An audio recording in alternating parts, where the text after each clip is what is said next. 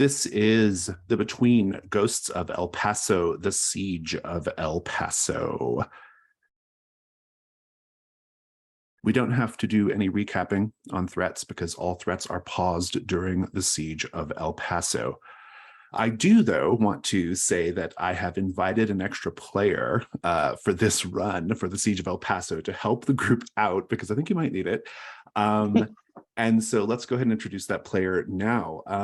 Alex, please tell us your name, your pronouns, and anything else you would like for us to know about you.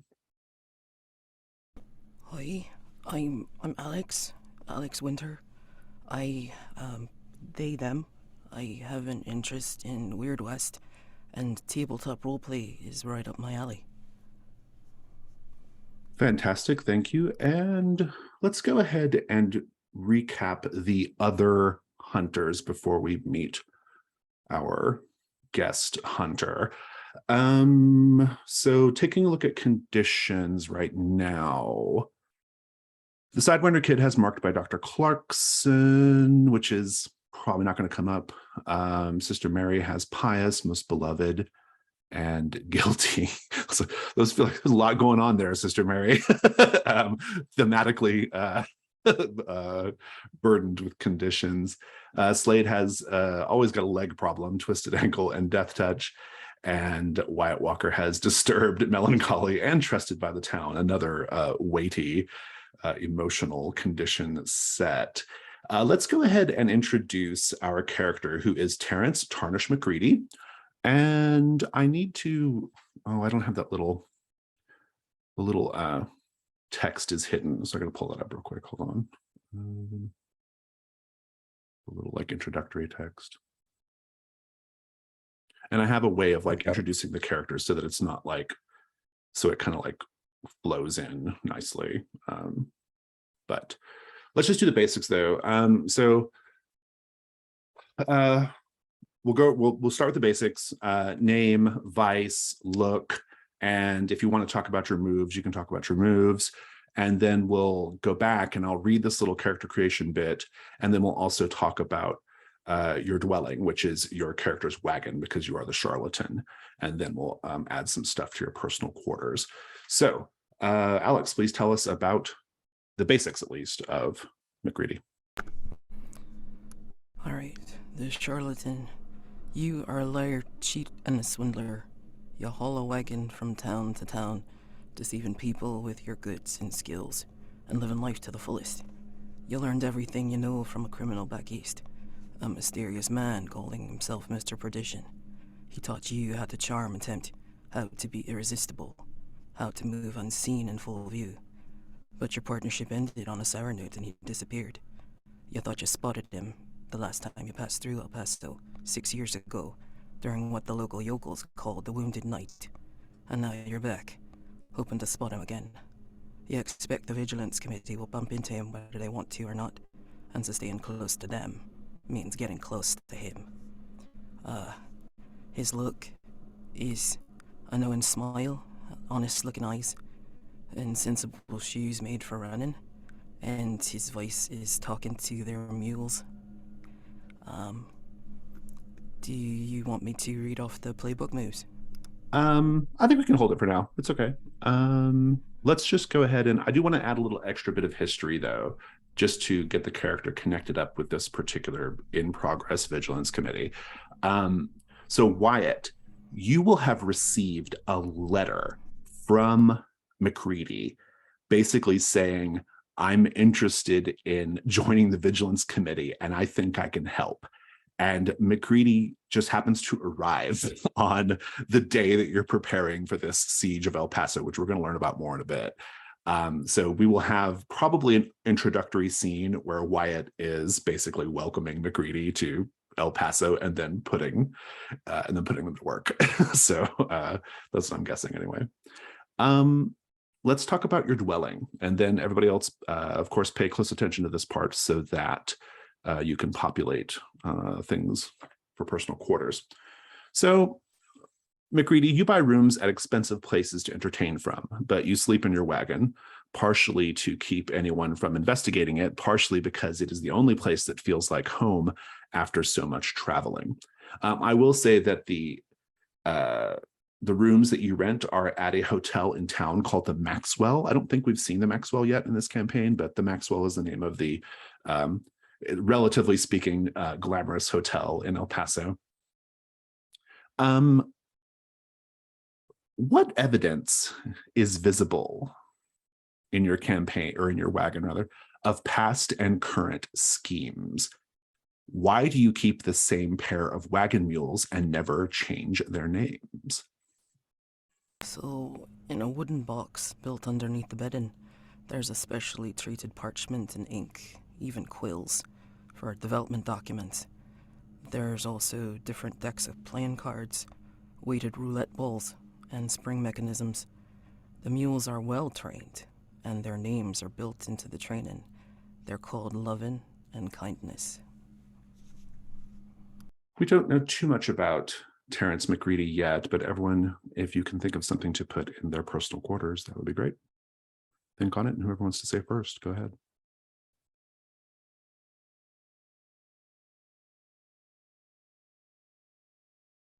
I think you have a couple bottles of literal snake oil.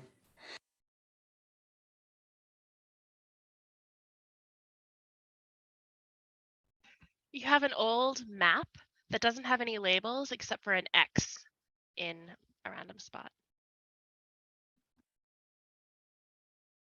I think you have a deed to a mine somewhere somewhere in Texas. Wyatt, I see in chat that you might be having some mic and camera issues. Are you there currently? Yeah, I'm here. It might just sound kind of weird. It does sound kind of funny, yeah, but it's okay. Go ahead. I think you have a box with a large key that says key to the city, but it does not specify what city. Fantastic. That's 4, so I don't think I need to offer anything. Let's go ahead and introduce the Siege of El Paso. Then we'll take a short break so that Wyatt can try to get his camera and mic situation sorted, and then we'll come back and play. The Siege of El Paso. Now, the thing is, last time, Wyatt was handed a piece of paper by Isabella Reynolds with 6 names on it. 3 of those names, unknown to Isabella and Edward at that time, they're dead already. They were killed in the ill-fated expedition to the Memphis. But 3 of them are not. They're still in town. They are August Kilkenny, the owner of the Feed and Seed, Elmer Feeney, local drunk, and Dudley Wainwright.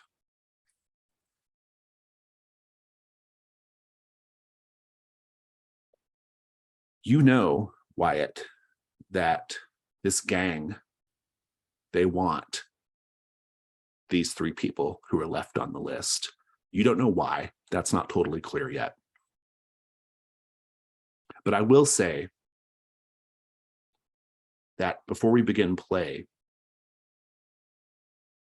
a man identifying himself as Sergeant Hammett comes down the main street and he declares out loud, "The township of El Paso has until midnight to produce 3 wanted men, Dudley Wainwright, August Kilkenny, and Elmer Feeney. Produce them by midnight, or we shall ransack the town and take them ourselves." And he only has to say it enough for a few people to hear him, and then he leaves. Word spreads to you if you didn't hear. But you know what the stakes are. I suppose a particularly cruel and efficiency-focused Vigilance Committee might just give them up. But assuming that you're not going to just give them up, the Siege of El Paso has a question. How can we defend the town of El Paso from attack? It's a complexity 8, and it allows you to resolve the threat by repelling the attack on El Paso. And essentially all this means is you are simply going around town trying to find defensible places, trying to find places you can lay traps, trying to find places that you can essentially mount a defense or maybe even a counter offense against the gang. That's what you're investigating. And once you answer the question, assuming you answer it correctly, you can succeed and repel them. The stakes are if you fail to repel them, the town is going to get very badly damaged. Great big parts of it will be destroyed and people will be killed. And those 3 people will have some sort of justice brought to them. And so let's go ahead and take a 5-minute break so that David can get mic and camera sorted out, and we'll come back and begin the Siege of El Paso.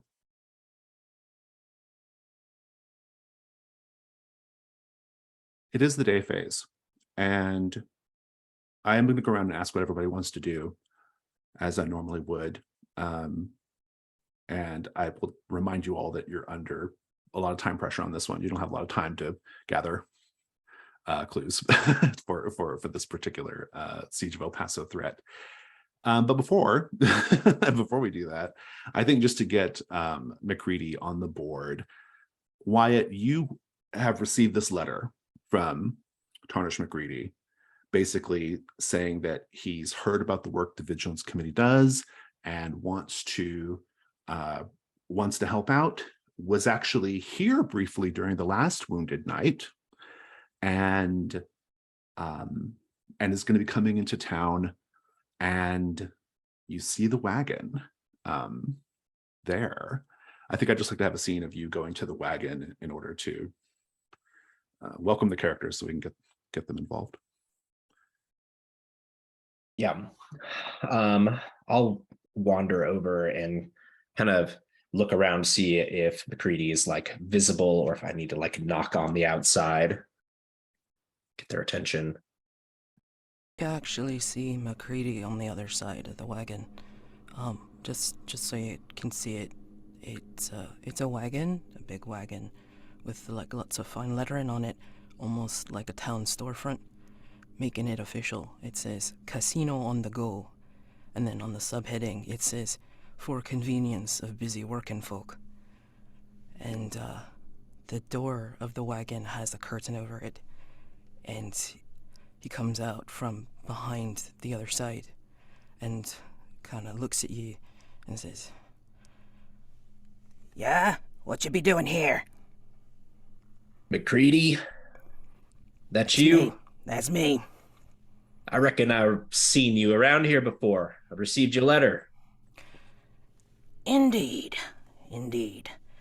But, to be honest, it's, not really my letter that I've been sending.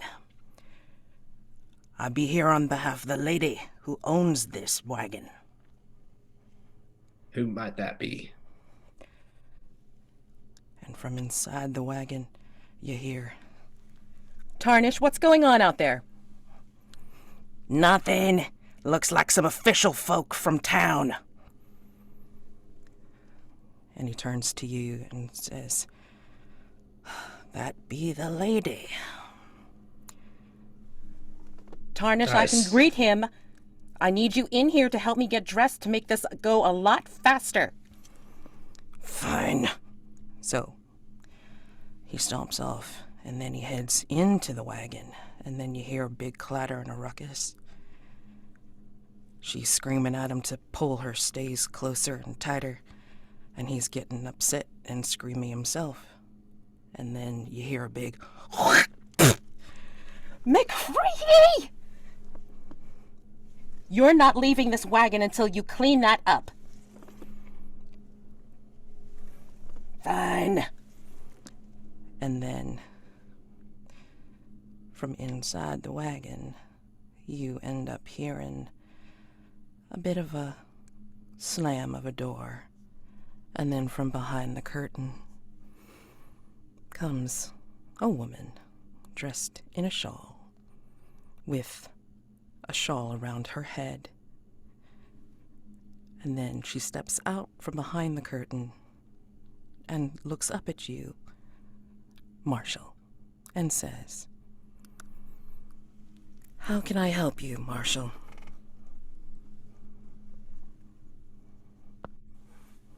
And who might I have the pleasure of addressing? I am Pamela Pickett. I own this wagon. Miss Pickett?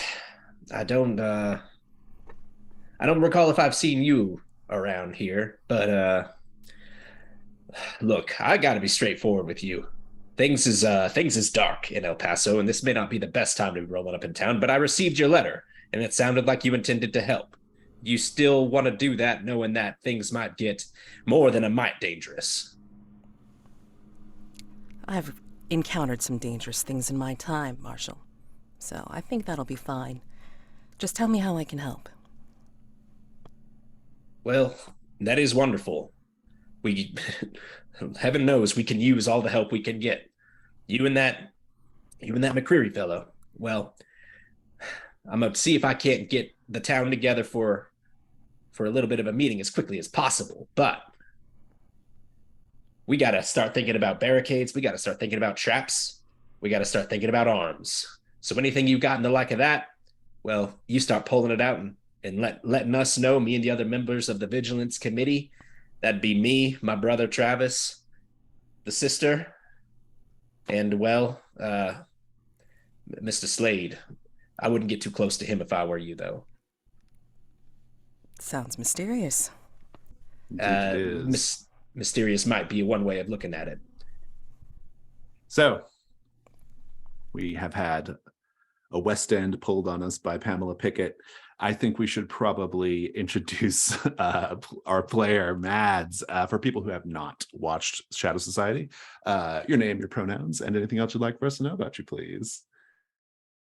Mads, she, they, online, Madeline Colley in full, and basically I have been on the Shadow Society playlist for The Between, and yeah, it's nice to be back.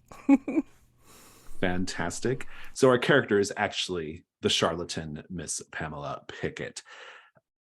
Wyatt, would you say you feel suspicious about this character right now?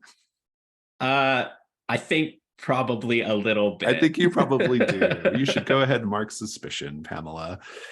Let's now go around the table and figure out what everyone is doing for the day phase. Remember, you are trying to just make the town defensible from this massive gang that you've all witnessed, by the way. You've all seen the gang, or some of you have. Let's go around the table. Sister Mary.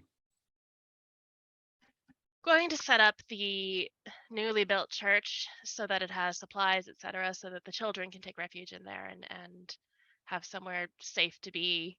And since it was a newly built church, we do have a lot of lumber, etc., that's kind of kicking around that we could use to build a barricade. Yeah, I like it. Wrangle up some men to strong guys, or get growls, strong people to pull it all Strong together. folk. Yeah, not me. Slade. I was thinking of checking out the tunnels beneath the other church to see if those can be a place to stash some people. Oh, the old burned down Methodist church. Yeah, good. Wyatt? I need to kind of get some folks going door to door, trying to let everybody know what's going on and anything they can toss onto like a stockade, to start doing that. Especially large things like wagons and things like that. So I think probably starting out from El Paso and working back in, like there's probably more wagons and barns and things out than in, might be the thing to do. Travis. I have this idea that Travis will try and round up the I'm sorry, I've forgotten the title of the Mexican law enforcement guy. Yeah. Virales, yes. Yeah. And prepare like a counterattack so that, we can ride into town and cut off any retreat that the gang may have and attack them from behind while they're being stopped by the barricades. Yeah, I like it. Pamela Pickett, you have not been in town long, but nevertheless, you can make yourself useful in some way. What are you going to do? Just trying to think if there's a way to kind of see if we can like round up some townsfolk to make the town a little bit more defensible, like where we think that they're going to be coming in, or if they've named the names, then at least kind of herd them together, I suppose, and then just try to protect them in some way. Put them in a safe place. Yeah. Put them in a safe place. Exactly. Yeah. Interesting. Okay, good. Let's start with Sister Mary. Sister Mary, you're at the new church. It does have a lot of lumber. Everyone's very scared, right? Like everyone's very scared, and they're kind of looking towards, well, they're looking first at the marshal and his deputies for safety, but by association, you, Sister Mary, because the Vigilance Committee. And so, yeah, just tell me like what you're doing to sort of investigate the defensibility of the church. Well, I oversaw a lot of the construction work, so I have pretty good familiarity with how this place was built. It's basically one big room within the little back room where you can prepare, the wine, etc. So I think that putting the pews, lining up them, standing up straight, lining around the walls, so that if there's bullets coming through the walls, they have a little bit more of a barrier to go through before they hit anybody. Making sure there's food. Yeah, make the information move with reason. Let's just see how well this planning goes. I didn't have my dice out. There we go. I'm taking a look at your stats or your conditions, but I think you're okay on conditions. Great. I'm doing fine. That is an 8. An 8. Let me take a look at, I do have a set of clues for this. Let me take a look at them real quick. Yes, in fact, there is a lot of leftover lumber that can be used to make barricades, not even just in the church, but also like you can spread that lumber around to other parts of town. There's a complication. Some of the lumber is a little rotted compared to the others because it got left out in the rain. Where are you sending the rotted lumber to?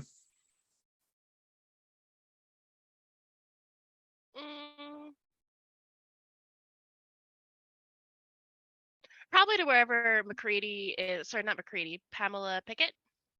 Pamela Pickett is setting up the bigger defenses because that's already going to be a defended area. They don't need a solid barrier or barricade as much as, I think I'd like to have a scene with Pamela and her manservant, I guess, McCready, picking up some of this lumber, and you notice, Pamela, that some of the lumber looks a little suspicious. Let's just have that scene.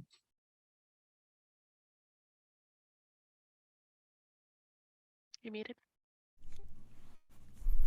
So this lumber looks like it's just kind of about ready to crack at the like least bit of lifting.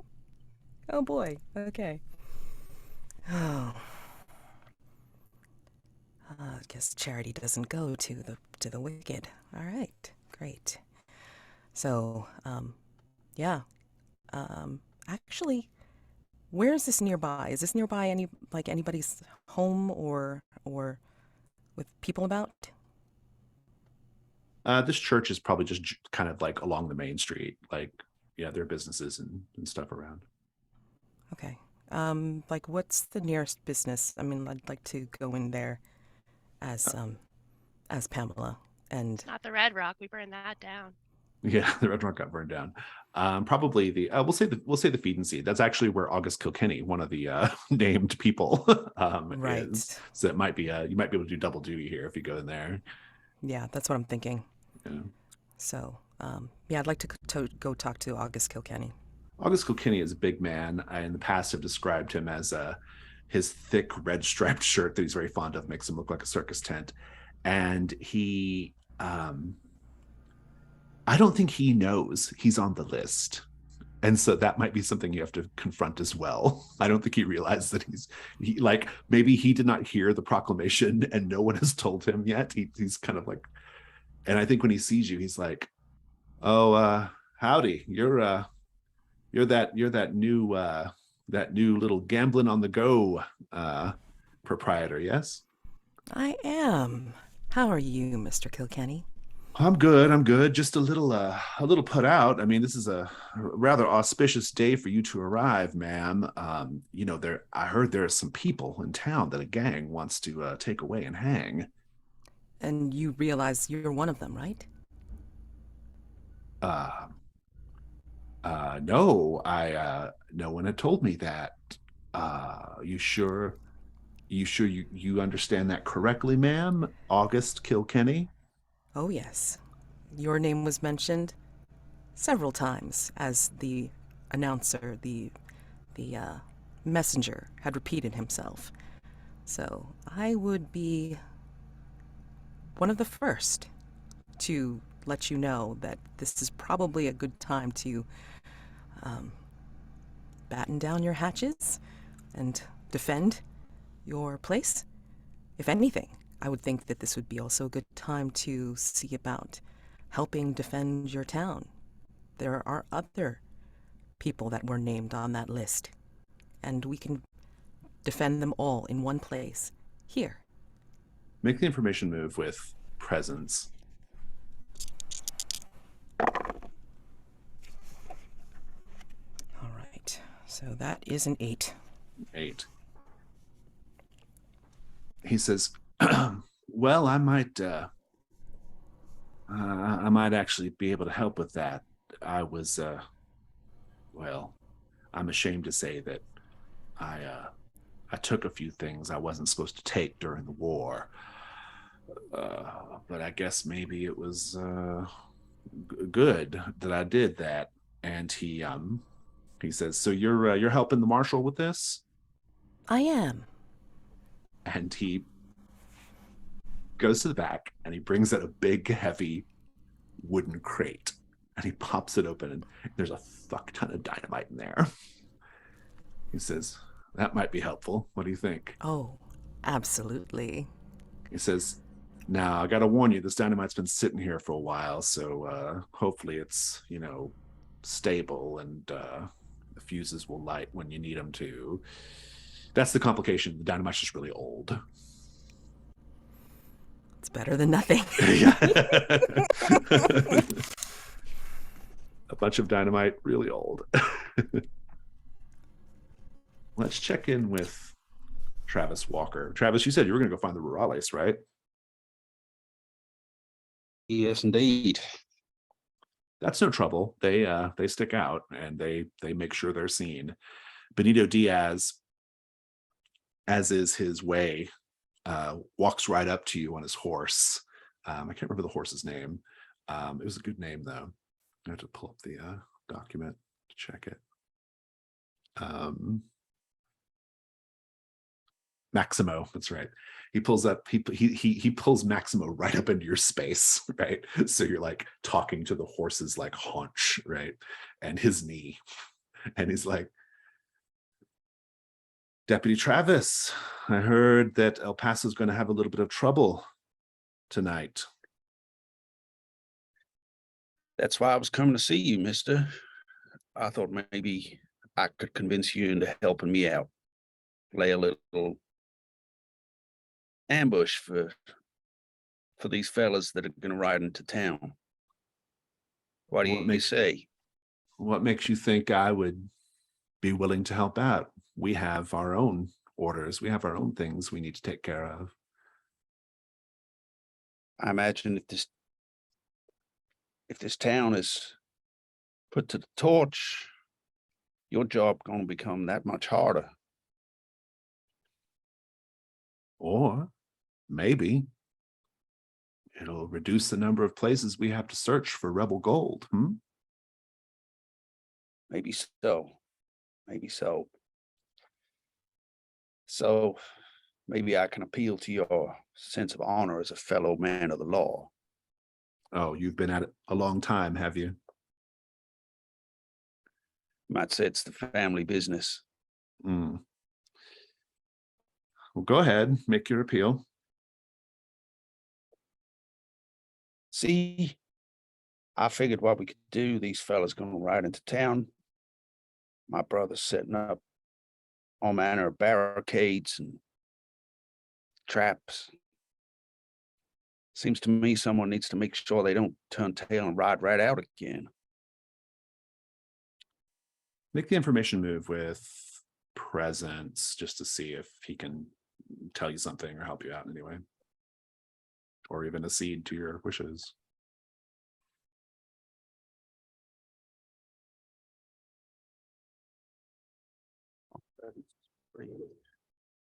That is a 8.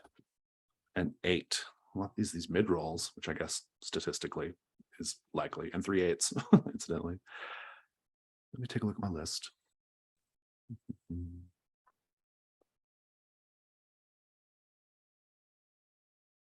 He says, well,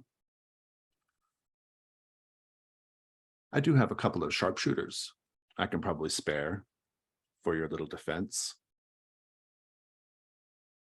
But I'm afraid it's going to come at a price. You know, we've established a we help you, you help us sort of relationship.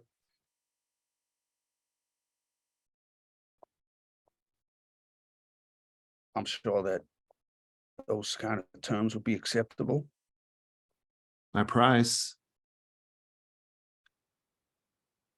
is I want you and your brother to ride out to the Memphis with me and the other rurales when the time comes.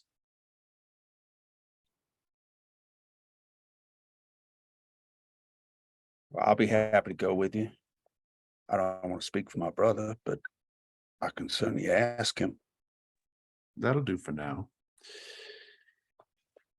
And he'll give you the names of his two you know, they're good shots. That would be Lupe and Rogelia, the 2 women in his little platoon. And I'll make that note for you.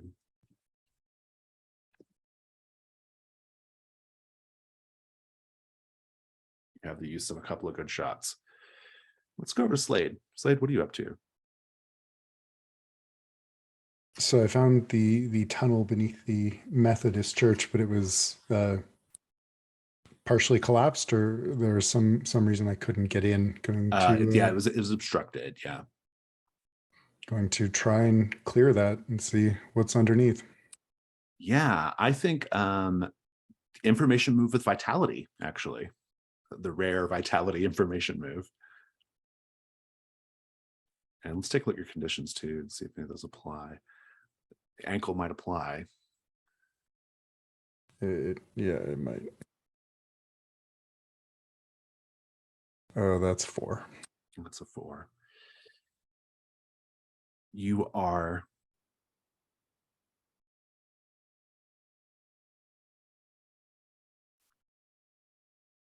you don't get very far in removing some of the obstruction when you hear voices in this tunnel. It seems to go a fair ways. It's some of Hammett's people, or some of the gang. They know about the tunnel. They're probably going to use it. If you want to put on a mask, you can put on a mask. Yeah.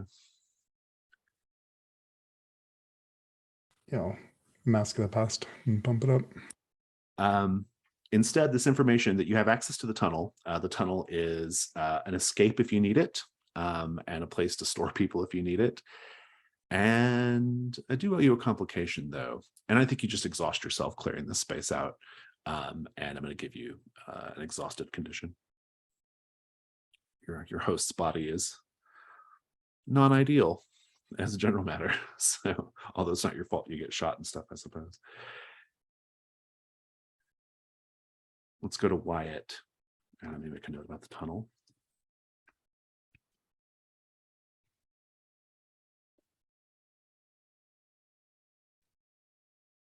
So Wyatt, remind me what your plan was. So my plan is to go out and find people who have like wagons and things like that we can use as a barricade. And then I probably also will try and consult with Del Sol on more less mundane matters. Let's do the wagon stuff first. Go ahead and just give me an information move. And I think you're okay, especially because you have trusted by the town. I'm not going to make your conditions apply.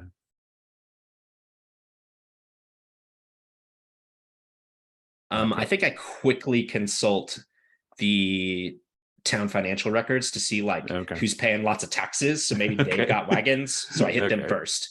Sure. I assume that's a mark for advantage. Yeah. And what are we using to modify this roll? I think it's probably presence. So we got 10. Okay. And you were looking for wagons to what? Make like a barrier or? Yeah, something easy, like a lot of lumber to roll into town and then like tip over as like barrier walls to like block up the street. Yeah, you have that. I like that. You can actually get some actual wagons to like just form like a wagon, a partial wagon circle, I guess, on the main roads or whatever. Yeah, sounds good. Got it free and clear. We'll come back to Del Sol later. All right, let's keep going. Sister Mary, everything's humming along. Lumber's being moved around. The whole town is very engaged in the process of figuring out how to defend El Paso from this massive gang that wants these 3 people. There are not an insignificant number of people who are like, well, old Elmer Feeney's just an old drunk anyway. Like, maybe, I mean, do we really even need him? Maybe this is a blessing, right? You might even overhear someone saying that. What do you do? Oh, I stop that. That's a no-go. I'm gonna say to them, look, my neighbors, he may be a useless, smelly man, but he's our useless, smelly, horrible old man, and nobody's coming in here and taking one of our people from us. You take one of us, you can get all of us. We are all here together. That is what this town is for. Could I possibly try to use my fire and brimstone on this? Is that a move you have? Oh yeah, that's good. I'll also let you mark but not forgotten as well. Oh, nice. Yeah, fire and brimstone. When you encounter a person or group doing something that violates your moral code, you may point out the errors of their ways with an impassioned speech. If you do so, roll with presence or sensitivity, your choice. I think with guilt, I'm putting you at disadvantage with guilty though. So. That's fair. I think this is more presence than sensitivity anyway. Okay. So gonna see how bad this goes. Pretty bad. That's a 4. Oh. Someone in that group says, I don't think so. Who is it? Might be making the counter argument. I should probably define that person now. It is the former mayor of the town, Moreno. He's old man, not very super active in local politics or anything anymore. But he says, when I was mayor, I had to make some very, very tough decisions, Sister Mary. I had to make decisions sacrificing the few for the many. And I say, we give him Elmer Feeney as a sign to show that we intend to negotiate with them and that they don't need to go straight to violence. And the group of people in the church there, they're all kind of like, yeah, it's just one guy. It's just Elmer Feeney. Hubbub, hubbub, hubbub. And I think they're going to go get Elmer Feeney and take him out to the outlaw camp. I'm going to send a mask. I don't want that to happen. Okay. I feel like that's just going to be a real bad sign for everything to come if we let that happen. Instead, on a 7 to 9, it says, on fire and brimstone. They stand down, but they are resentful. Everyone's like, I just think there's a lot of like, everyone's kind of like just grumbling and like, still a little pissed that they're having to do all this and risk things for someone like Elmer Feeney, right? And they're even like starting to badmouth Dudley too, who's not a very good deputy. And I think that like you're gonna have to just kind of go somewhere else. Like like the church situation is what it is, and if you're gonna be useful, you got to go find something else to do. So what do you do? I'm going to go find Dudley Wainwright. He's appropriately afraid of me enough that I could probably get him to try and figure out what these people have in common and why this gang wants them. That's good. We'll come back to that. Pamela Pickett, where do you take the dynamite? Do you just like give that over to Wyatt or what? Yeah, I think I'm gonna take it over to Wyatt and then see about where he would want to plant it. I mean, if there's a way to tell like where the gang is going to be coming to try to invade and ransack the town. But if on the way I see Elmer Feeney, Feeney, then I want to talk with him as well.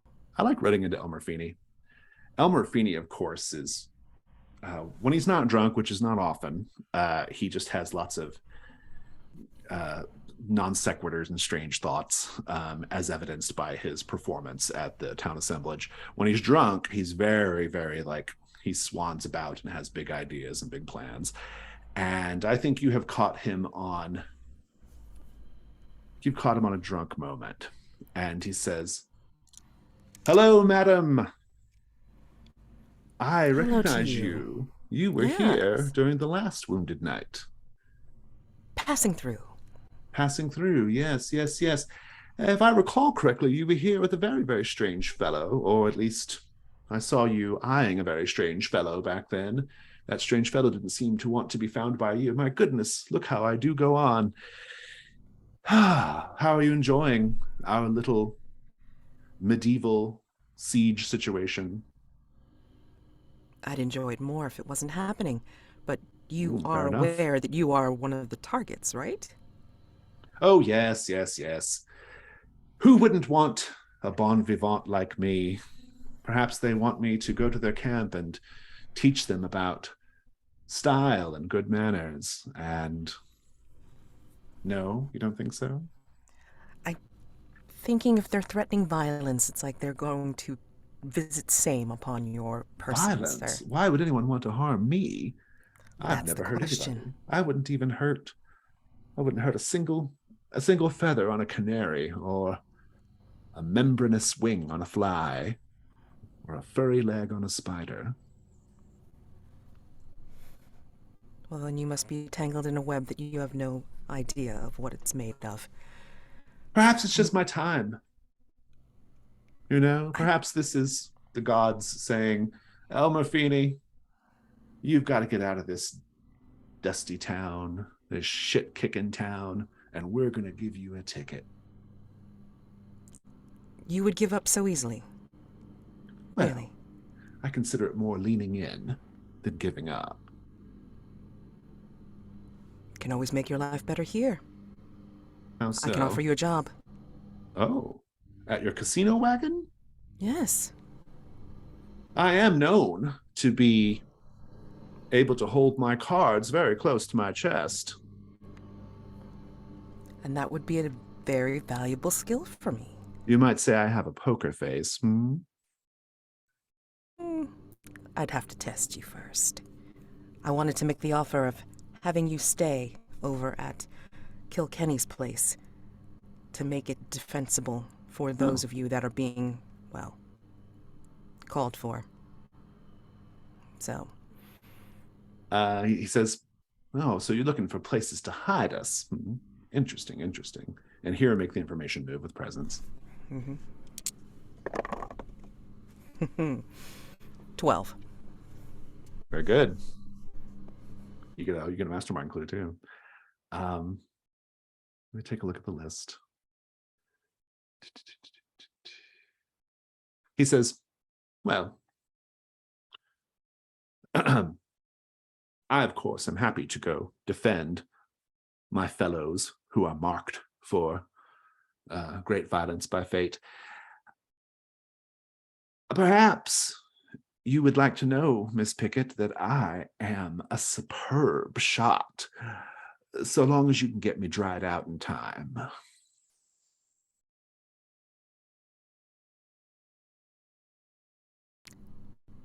So I just need to know where you're hiding your liquor then. Oh, I do have my little places all over town. I call them my little glass birds.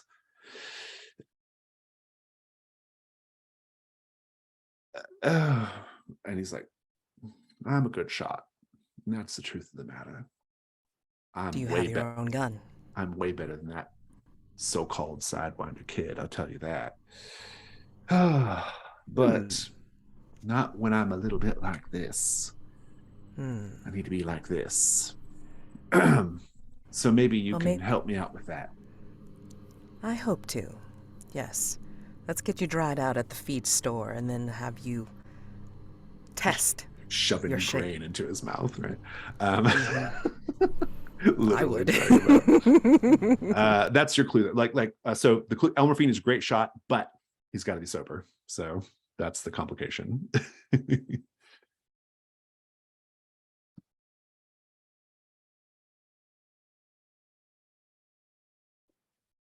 We could always just lock him up until nightfall. Yeah, I think the problem is when you get to the K&D feed and seed, August is already drinking because he's trying to like numb the pain. So he's got like a big thing of moonshine. and Elmer says, I'm not feeling too confident in our plan, Ms. Pickett. As long as you stay sober, I think we can trust that you'll be a good shot. And here I think, Sister Mary, since you're so good at overhearing confessions, you're going to hear August say, this is the mastermind clue. August says, I know what this is about. I know why they want us. We were there when Edward Reynolds was hung. We're the last ones who saw him. We're the last ones who know he's supposed to be dead.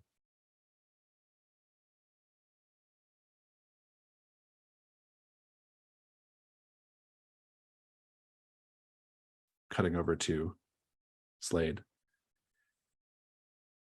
Slade, once you're done with the tunnel, then what? I think Slade is hoping to try and mount a spiritual defense with the ghosts of El Paso. That's very interesting. I'm trying to remember the name of the gravedigger. Oh, Eli Shields, who was posing as Jimmy Pike, right? That's it. Or Jimmy Pike was yeah. posing as Eli Shields, right? Yeah. Right, yeah. I think I'd like to go talk to Jimmy Pike and see who's recently buried. And I think he's one of your, isn't he one of your like moves too? I think he like helps out with something. Let me pull that up real quick. Yeah, he's in our threat moves list.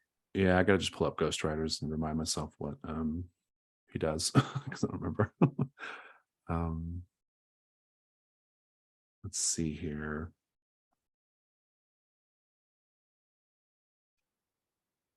An extra clue when consulting him on matters related to law enforcement. So what do you think about that? I guess this is technically law enforcement of a sort. Yeah. Kind of. It's a bit of a stretch, but I mean, raiding El Paso is against the law. It is against the law. This is true. Yeah. Jimmy, or he just goes by Eli now. He's there at the crematorium, or he's coming out of the crematorium, which is right by the graveyard. The crematorium is a brand new building and no one uses it because people think that there's something like kind of spiritually wrong with burning the bodies. So we have a crematorium that just never gets used. And so he just kind of hangs out in there eating sandwiches and stuff. So he'll kind of come out when he sees you coming up, and he'll say, "Oh, Mr. Slade, I suppose you're here about the terrible business that's going to happen tonight." Well, that's what everyone's saying, at least. Yes, I am. I would like your assistance. Oh yeah. Well, I mean, I do have my my former ranger training I can probably rely on. I'm certainly happy to help out. Is there anything else you need besides just another shooting hand? That will be of assistance, but I need the recent dead. I don't think I quite understand what you mean, Mr. Slade. You want to do something with their bodies? No, their bodies are of no consequence, so they may still be tied to them. Oh, I see. Well, Mr. Slade, I was most recently, as you recall, being tracked and hunted by a trio of angry ghosts. Is this really the sort of thing you want to stir up right now? What is it that is said? Desperate times, desperate measures. Well, I suppose, but well, and go ahead and make the move with sensitivity, I guess. Yeah.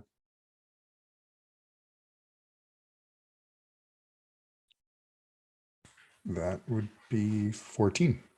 Nice. So I owe you 2 mastermind clues at this point. Let's take a 5-minute break. We'll come back and continue. Actually, I think I only owe you 1 mastermind clue because I think I gave you one with the confession, correct? That was the one with August August Kilkenny, right? Yeah. So I owe Yeah. 1 to Slade. So Slade, you're getting 2 clues because you're consulting Jimmy Pike. He will show you the bodies, the most recent bodies of the people who died on the way out to the Memphis, right? And so those are all there, and they're kind of like fresh, so to speak. 2 clues. 1, when you speak to those corpses, which I believe you have the ability to do, I do. they will tell you that Hammett also has ghosts, that in fact Hammett is a ghost. So that's helpful knowledge. The gang is a mix of living and dead. 2, you can persuade enough of them so that you also have ghosts, maybe a small handful of ghostly town members, to help in the defense of the town. And I do owe you a mastermind clue as well. So let me take a look at that real quick.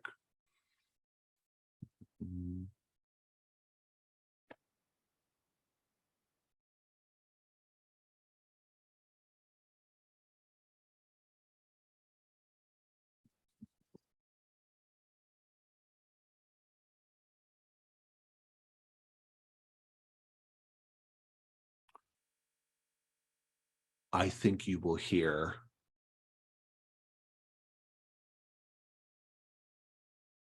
the ghosts will also tell you in rough terms what the Reynoldses are doing.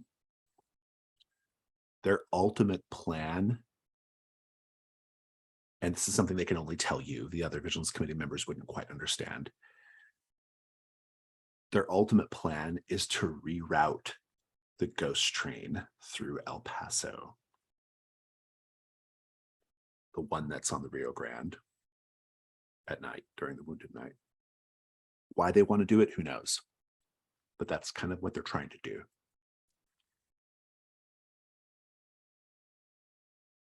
And sorry, we could have role played all that, but I felt like that was the most efficient. It's better just to say it all. But I am curious though, like, what do you sort of do with the bodies once you're done having this conversation with them, or what do you tell? Do you just out of earshot of Jimmy, or? Yeah, I guess Jimmy doesn't. Jimmy hasn't heard the news. I think he'll ask for some time with them, and then upon exiting, he'll say he'll look at the crematorium and say, they don't need their flesh anymore. You may as well. Oh, very interesting. He says, well, they'll certainly go up fast. And he's referencing the fact that when they were hit by these spectral cannons, their life force was kind of sucked out of them. So they're very dry. It's like, you just saved me a ton of work, Mr. Slade. And he'll do it. And he'll just blame the Vigilance Committee if anyone complains. Let me write down these 2 clues.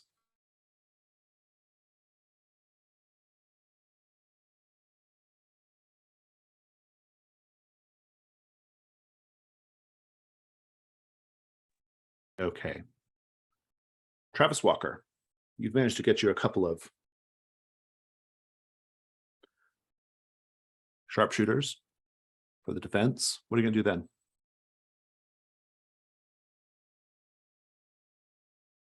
I can't convince him to come with me, I think. Yeah, I'm going to scout out a good spot on a good hiding place, basically on the edge of town, on the route that they're likely to come in from, so that I can encircle them from behind when they arrive. Yeah, make the information move with reason. Reason is not my strong spot.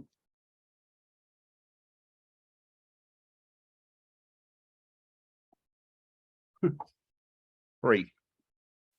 A 3. What an unfortunate turn of events. You hear the distinct sound of the gun thing clicking behind you. Let's go over to Wyatt Walker. Wyatt, you said you were going to talk to Del Sol, yes? Yes. Let me take a look at that move to remind myself how I'm supposed to be playing him right now.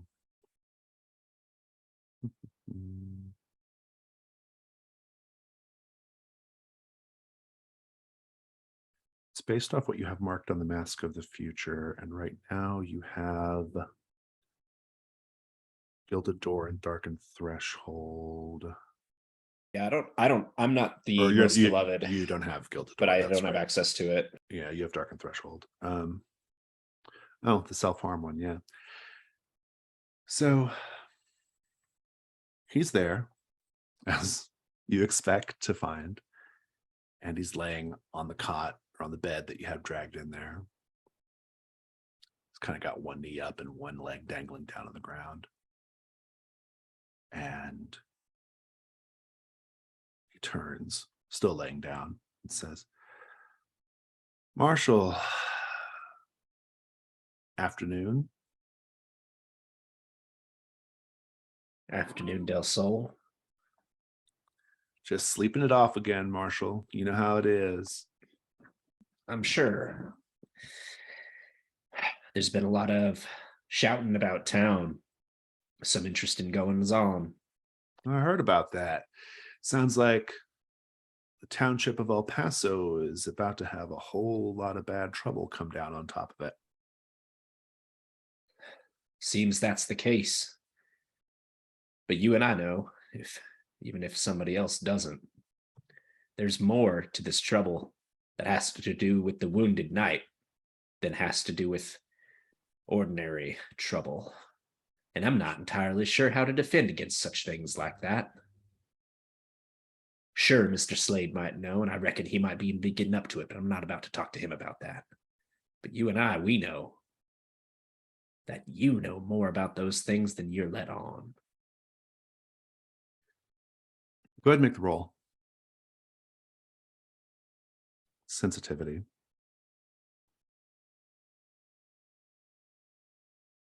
What's my sensitivity? I don't know. 0. 7. According to this move, I have to give you a clue. I'll reveal it in a way that reflects a disposition. Before I get to the clue, though, he says, so Marshall, how are you feeling about the siege?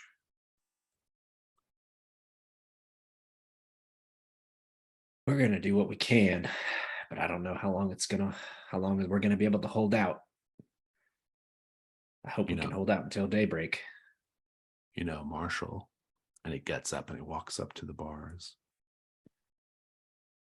You may be out there defending yourself against Hammett's gang. And you might find yourself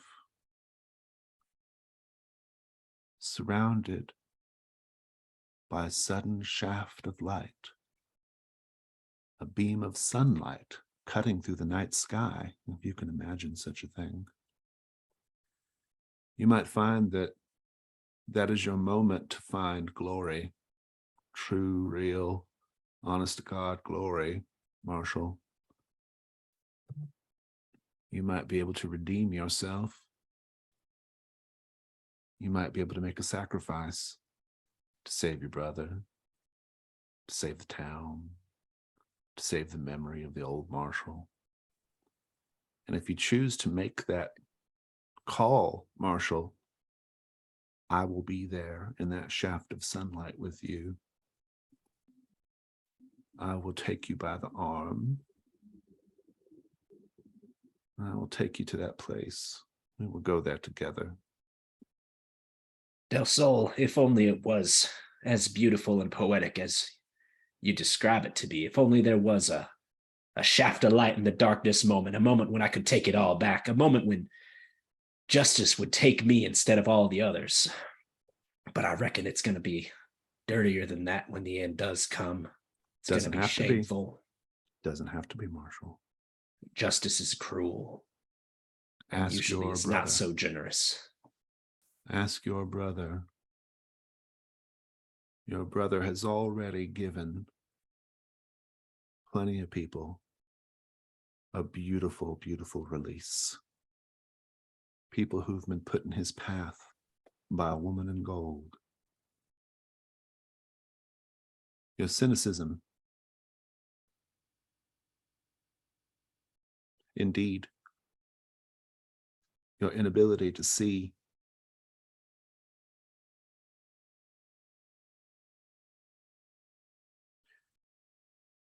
is belied by the fact that your brother himself is a shepherd.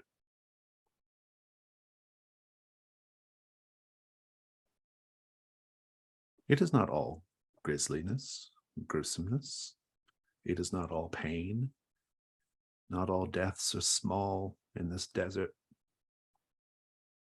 Not all justice comes at the end of a rope or at the bottom of the river. Sometimes there is a shaft of golden light, Marshall. And his tattoos are glowing at this point.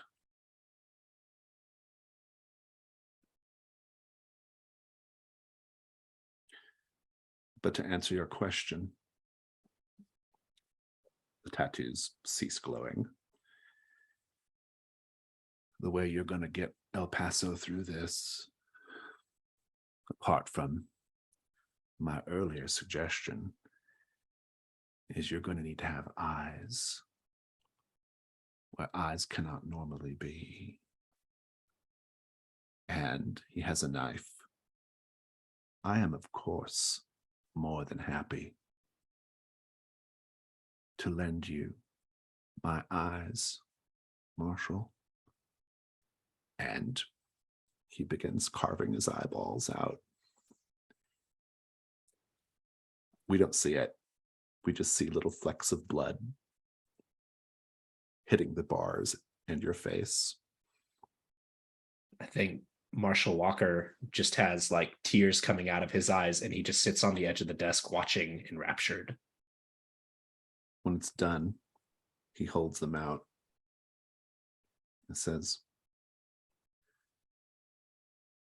"For that which needs to be seen."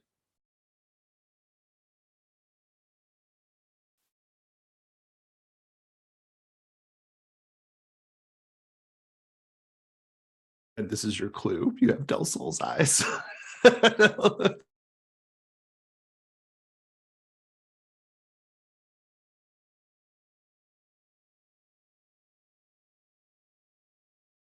I will also point out here that you currently have 2, 3. You have 10 clues. So you're in good shape to go ahead and start making your plan. I assume you take the eyes, Marshall. I suppose so, as much as I don't even know if they're like a physical thing. Who knows? I'll let you decide when you're making your answer to the question. Let's just make sure there's no scenes we have to wrap up. Slade's wrapped up. Sounds like, oh no, we've got Travis still. We'll get to Travis in a moment. Sister Mary, was there anything you were else trying to do? I was going to go and talk to Dudley Wainwright, but my question that I was going to ask him has been answered by a confession that I overheard. That's right. Yeah, so. exactly. Yeah, that's what I intended. I intended to kind of get to that. Pamela, was there anything else? Or you got just maybe tell me how you're drying out Elmer? Might be helpful.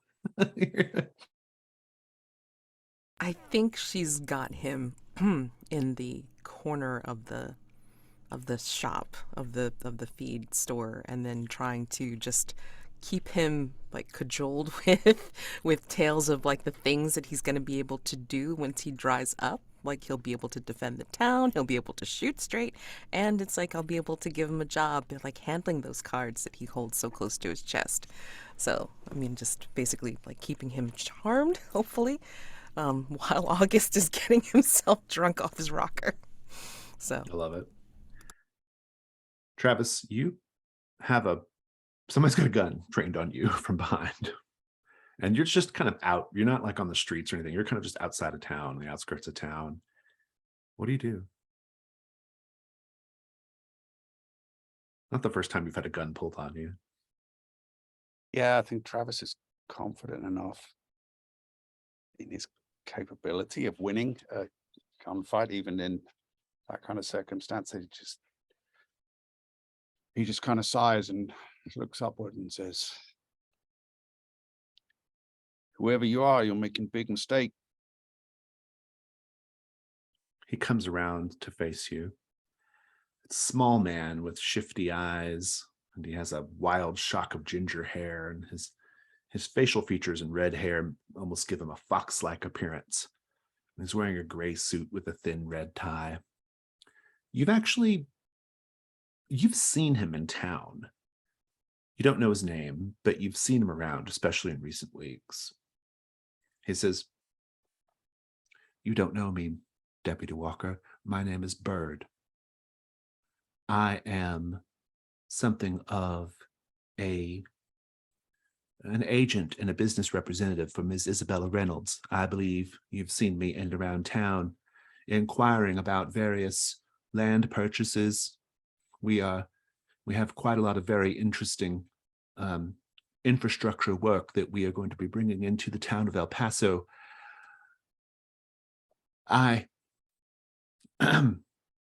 This is not normally the sort of thing that I get up to, holding guns on people, you see, but I do feel as if Ms. Reynolds would be most pleased with me if I were to help her husband neutralize one of the upcoming dangers. Of course, I'm referring to yourself, Deputy Walker.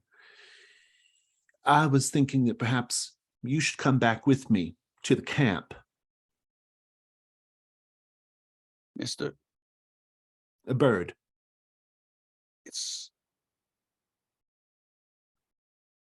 I'm having kind of a busy day today. Oh, Wow. yes, I understand that well, Deputy. I myself have an incredible amount of paperwork that I need to see to, but I can't very well do that today, can I, given the circumstances of the town and what's going to be happening tonight? You might consider this a bit of it's the day off, I suppose. Nevertheless, nevertheless, I cannot help but occupy my time with all the various logistical and financial things that are required of me. I myself do not have an incredible amount of time to spare, and yet nevertheless, I think we should spend this time thusly. I shall take you out to the camp at gunpoint, if need be, and we'll let Mr. Reynolds deal with you forthwith.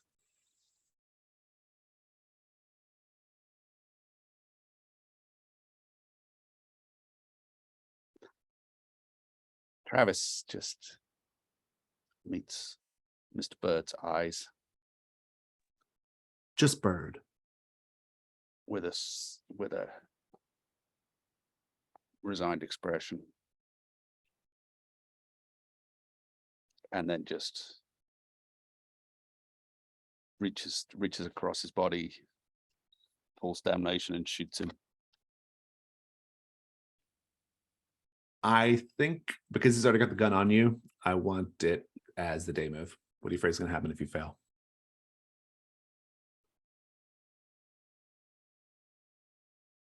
He's going to interrupt my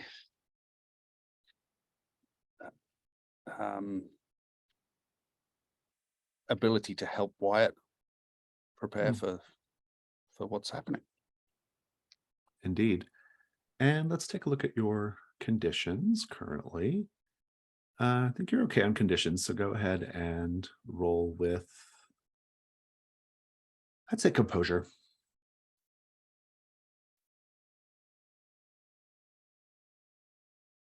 I'm just wondering if I may use something.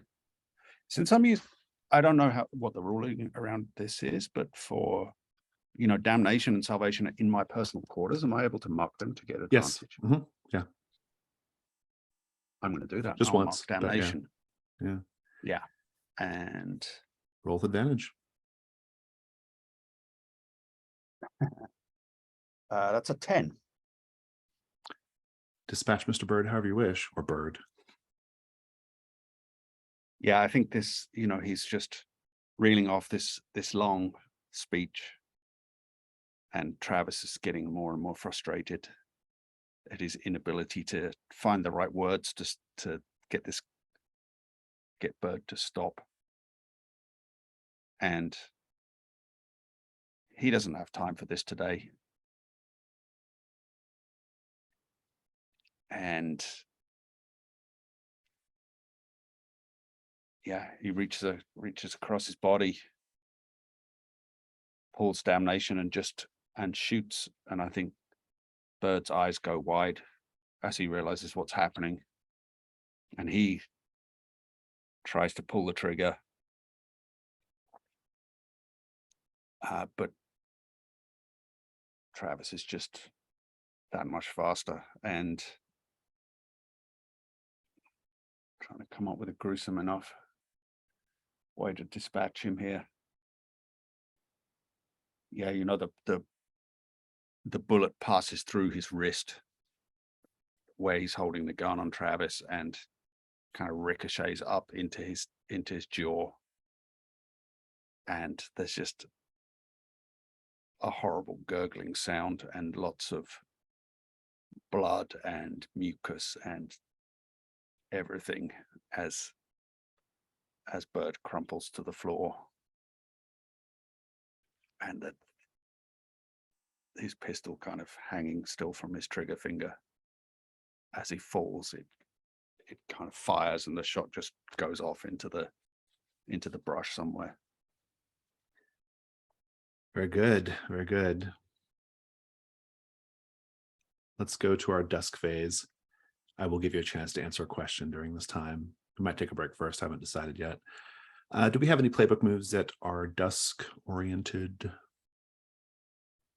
Is that where I might move to see if I did what No, that's dawn. Kicks in. That's in dawn, right? Yeah, and you weren't given task either. So, So I was considering trying to call an assemblage, which is supposed to happen during the dusk, just to get enough people at the barricade to defend it well. Oh, right. The scene doesn't. It won't really be a normal assemblage scene though, Yeah. because it's a combat scene essentially. I mean, I like it just Right. I just like it as color, even if we don't do the full assembly. I like it as color, and I like it because it also triggers my powder keg move, which means everybody's getting a gun. Okay, yeah. I'm okay Which with might that be just helpful being here. I'm okay with that just being a thing that happens. I don't think we need to do I don't think we have to actually role play the assemblage. Yeah. Unless you just want to give a speech, in which case you can do that in the night phase. I don't mind. It might also be helpful because we could actually call specific side characters to be there too. That's the other benefit from it, is who else would we Right. want with us at the stockade? That's a good point. So I think maybe just see how answer a question goes, because if you get a 10 plus on answer a question, you're gonna like very handily solve the siege, or probably, or resolve the siege. So you might even need to do all that. We might be able just to kind of handle it in the fiction.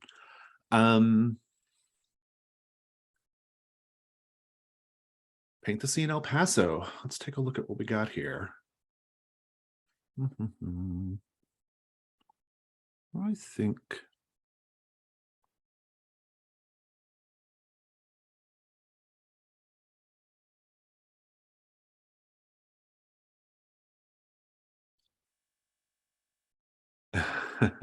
this is kind of funny given the circumstances. The exodus from El Paso. I'll drop this in chat.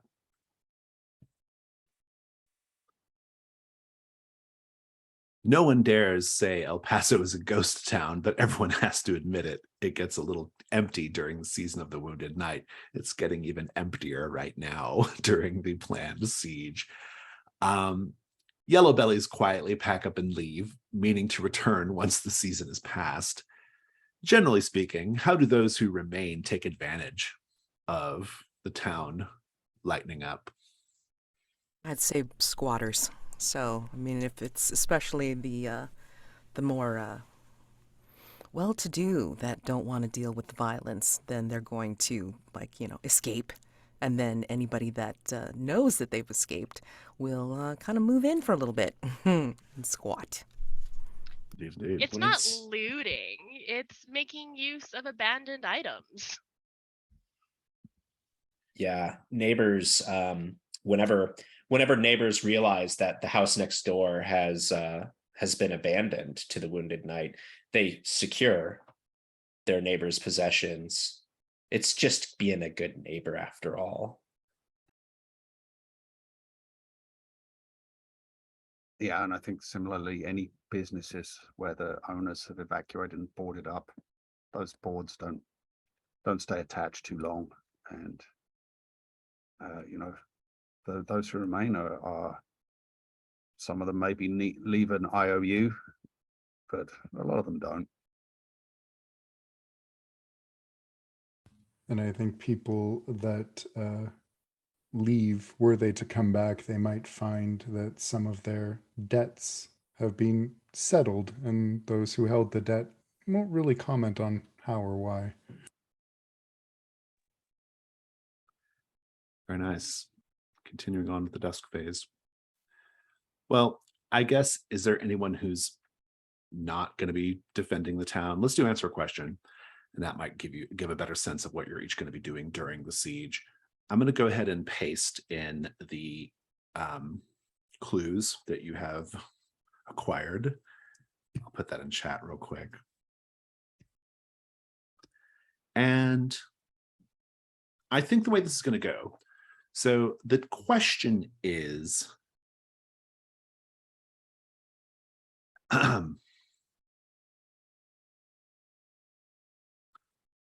how can we defend the town of El Paso from attack? And it's complexity 8. And so by merely working the clues in, you are answering you're kind of answering the question by just virtue of like talking it out, right? Like each little bit of the plan kind of comes together. I do think there should be like a kind of an overall like idea of what's going to happen, how the defense is going to go. And so that's what you should be using these details for. You've got a complexity 8. You have 10 clues, meaning if you incorporate all of them, you can get a +2 on the roll. And yeah, so do you all want a few minutes to think a little break before we come back and talk, or do you want to just start talking right now? There's only 9 clues in the list you pasted. Is it 1, 2, 3, 6, 7, 8, 9? Oh, you're right. Yeah. Oh, I had said, I don't know why the default's 10. Did I forget to write one down? Oh, it is only 9. Oh, 9's still pretty good though. Do you all want a few minutes or no? I feel like I have a pretty good idea right now. But if folks want a minute, we sure can. Let's hear it. Go for it. I think we should use the church as our like fortified the new building, church. The new church. We'll put the sharpshooters up in the bell tower. We'll barricade the front with all of the lumber and like the wagons and whatnot, and then we'll like set dynamite out there so like when they ride in, like they can attack.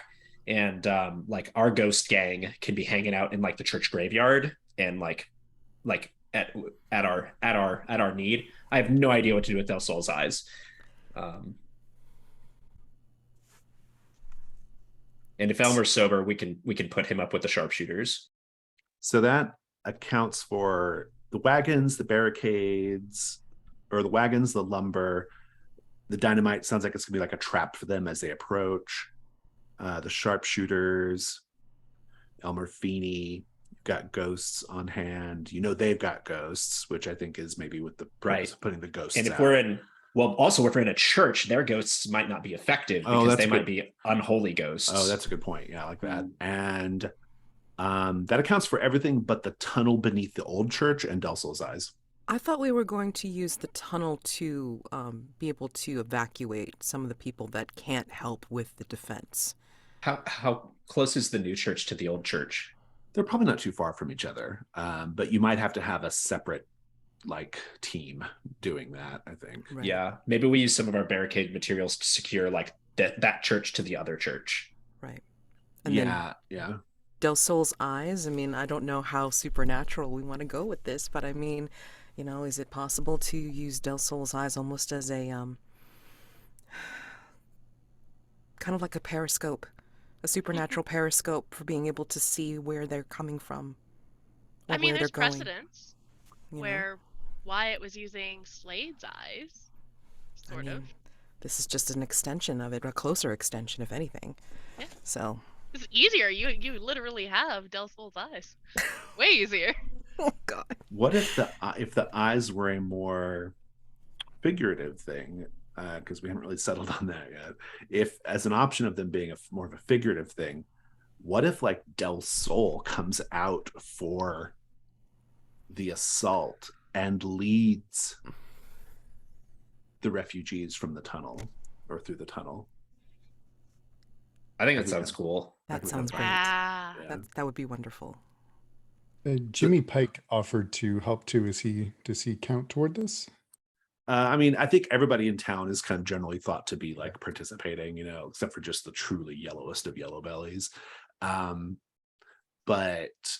in terms of the capital C clues, I think that's what we got here. That's 9s plus 1. It was principally your thought, Wyatt. So why don't you go ahead and roll? Okay. If anybody had an alternate theory that they wanted to put out there, like, happy to hear it. Otherwise, give this a shot. Take it away. Here goes nothing. 8 plus 1 is 9. Okay, it's correct. It'll be a fight, but it's correct. Probably a lot of those complications I listed before will be maybe become an issue in the middle of the conflict. But I'm feeling good about it. All right. You can always bump it if you all wish, but I'll leave it up to you. Night phase. I think basically I just want to know who's going with basically who's going in the tunnel with Del Sol and the people who can't fight, and who's staying at the church to fight.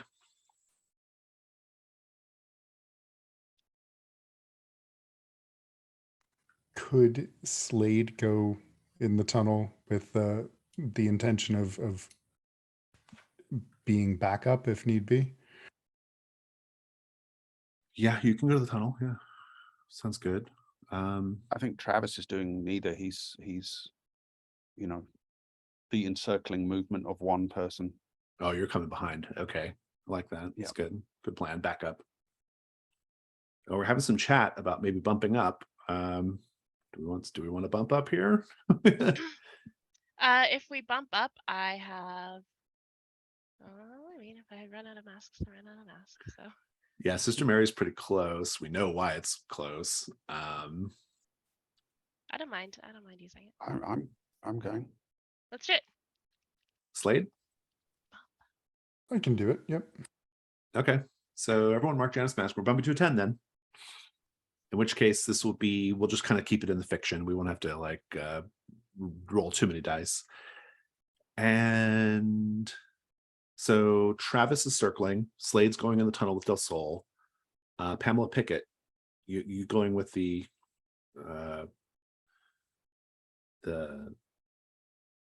people who can't fight, or are you fighting in the church?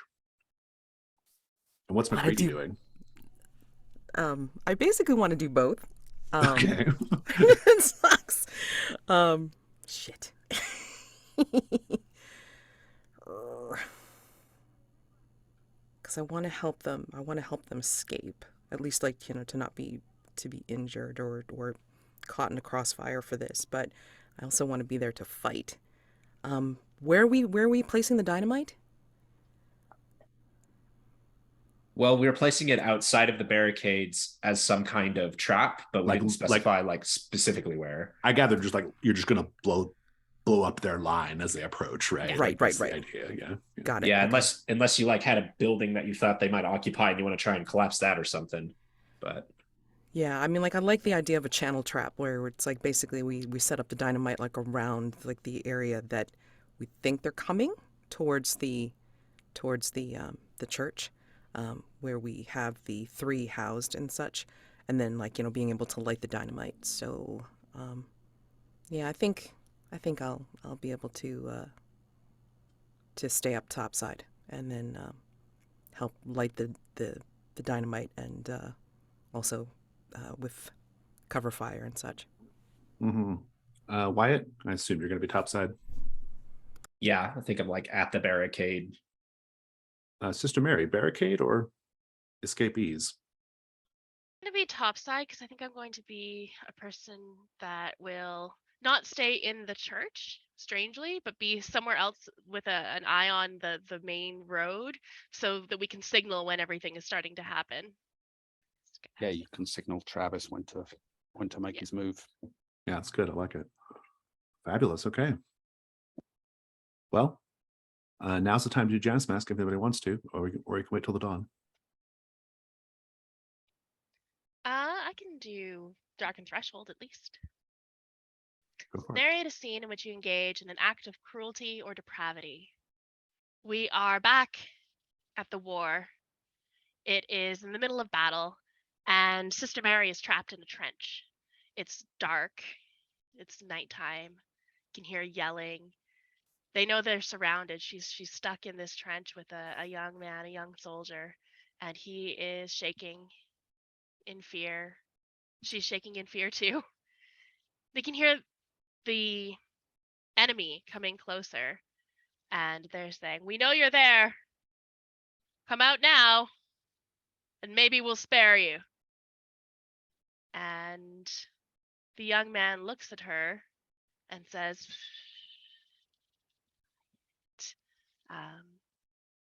and she thinks of all the good works that she could still do in her life, and thinks of all the young men that have died out there on this field. And she pushes this young man just enough so that his head is visible above the trench. They shoot him, of course, and walk on. She hides under his body until the day, and the sun rises, and she leaves the trench behind unharmed. It's grim. I don't Any know other- if my Mask of the Future needs like much narration, but I mean it's the moss covered gate. What does it do? So before the setup for the siege, Pamela goes back to the wagon and she finds a letter somehow stuffed, like where she could find it, but would have to look a little bit to see it. And she finds it, and it's from her old partner and mentor, Mr. Perdition. And in it, he writes that he is her father. And mechanically, she believes it, so her presence is increased by 1 to a max of 3, but her composure is definitely reduced by 1. Very good. And whenever you mark the darkened threshold, Mr. Perdition will, your alleged father, will appear. But the letter is good for now. Any other Janus Mask? I can do mine. I think I'll combine the 2 masks of the past. And so narrating a flashback describing how humanity eventually earned my respect, and narrating a flashback to the first time I played a game with a human. And I think that death had walked the earth for time immemorial, doing their duty and delivering the death that belonged to those who were passing. And while he respected the lives that he ended, there wasn't much more to it until he met a woman who was tending to a child not her own. And death, for whatever reason, a quirk of fate or birth, was visible to this woman. And when she saw them approach, she begged and pleaded for this child's life, even though he was a stranger to her. And she tried everything she could until she said, "A game. I will wager his life on a game." And it was then that Death learned of chess and learned that humans were more than just an animal passing through life. They could fight for each other. Nice, thank you. All right, then. If there are no more Janus Mask. I was going to save mine for the dawn. Okay, yeah. Let's go ahead and pick out the unseen for tonight. What do we want to do tonight?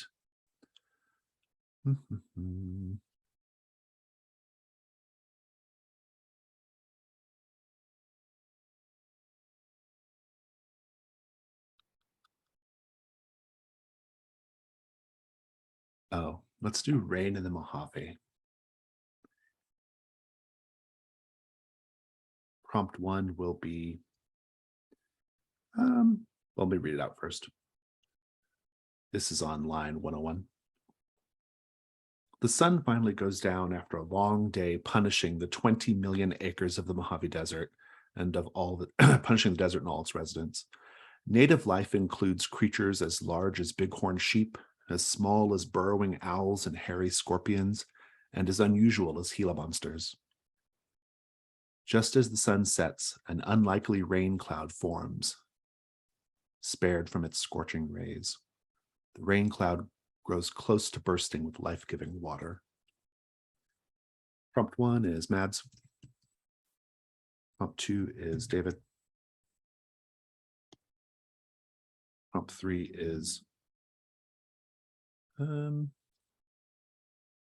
Rob. Prompt 4 is Amanda. Let's take 5 and we'll come back and do the night phase.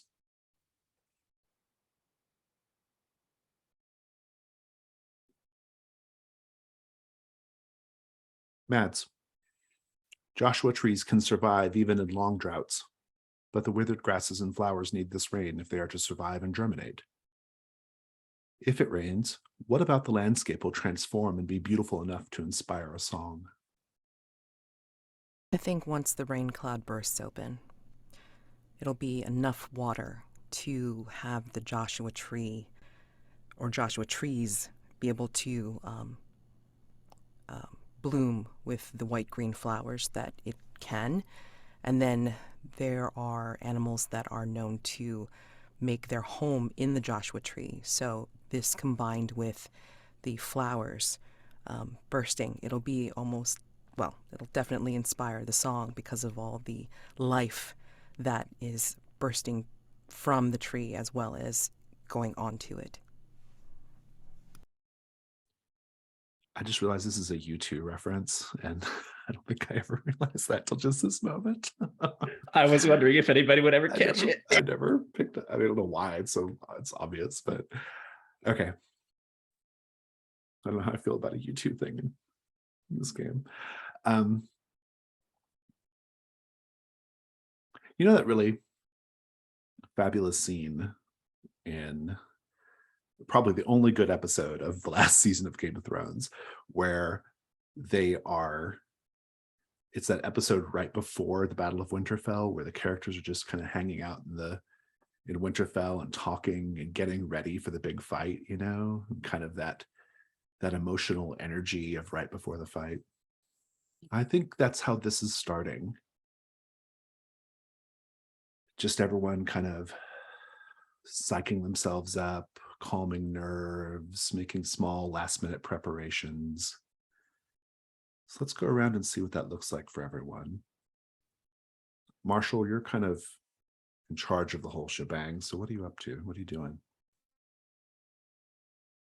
I'm at the barricade, and like we've distributed firearms and bullets up and down the lines and made sure everybody's where they're supposed to be. And now it's just kind of the waiting. And I think just like trying to have courage for people, and I'm wondering, like, is Sister Mary around? She's like kind of sort of around. She hasn't like disappeared yet. Okay. Be like, Sister Mary, you got some kind of a song or something that maybe can keep people's spirits up? I'm having a bit of trouble trying to think of something. Oh yeah, there's the trick though is get something that everybody knows, right? Something spiritual, of course, and I think she starts belting out a church song that everybody knows. Amazing Grace. Oh, good. Yeah. Do you have a guitar? Are you playing guitar while everyone sings Amazing Grace? Or I think it's one of those scenes where it starts off with one person singing, you know, not great, and then other people start joining in, and there is one guy who brought a guitar to the battlefield for some reason, and he starts playing it, and some people are playing on, you know, using things as drums, and the whole, you know, it's very heartwarming. Oh, Mads recommended Abide With Me. That would be good too. Yeah. Oh yeah. It's good. Actually, I think that feels pretty good. You can actually mark but not forgotten for that, Sister Mary. Wyatt, any last minute structural or integral preparations that have to be made? I don't think I see anything. I think it's as ready as it's gonna be. And it's just a matter of waiting, which is the hard part. Is this like the end of an open world game where you're like going to each other major NPC and checking in with them before the big like climactic battle? Oh yeah, they all have custom dialogue for this moment. They'll have a little dialogue prompt over their head. Yeah. Instead of leaning in their usual spot, they're in a slightly different spot. The keeper says, "Are you ready to go?" Like, have you talked to everyone? You have to click right, yes. And then a warning pops up, and it's like, "Warning: you cannot access any of these things after this point." You cannot. Yeah, exactly. That's good. I love it. Yeah, good. Slade, you're in the tunnel. the people who are in the tunnel, it's like the infirm, the elderly, small children. They're all scared. You're not exactly Mr. Bedside Manner, so I'm curious what you're doing to keep people calm, if anything. I think at first Slade will just kind of be standing on the side and watching people react. But it's when a young girl crying and hiding, trying to hide behind her mother, I think Slade will approach, and he is going to just crouch down and say, "Why are you afraid?" This is to the daughter or the mother? Yep. Yeah. She says, well, I don't want my daddy to get shot out there. I see. My friends and the people in this town will do everything they can to protect your father. He may still be shot.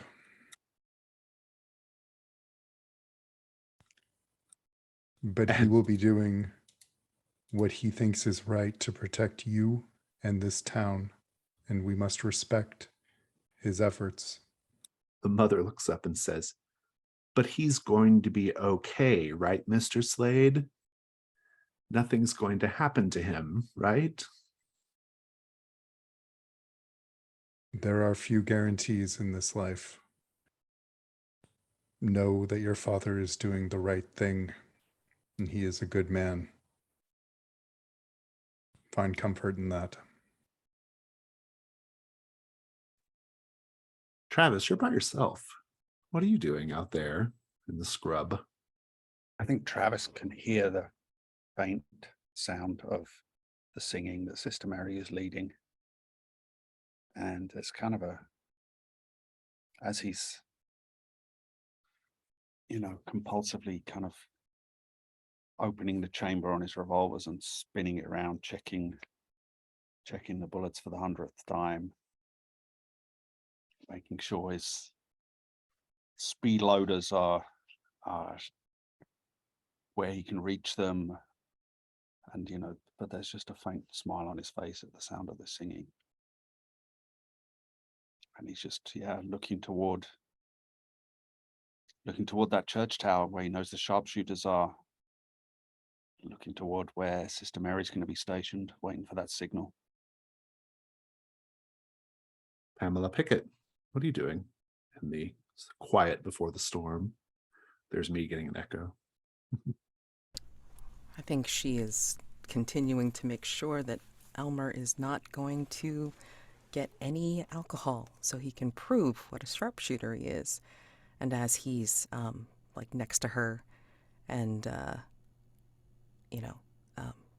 actually holding the gun very steadily, she is reaching into her sleeves and checking for her knives and other accoutrements, plus also having the gun at her side that Wyatt was passing out, and then also in a pocket fingering the letter that she found.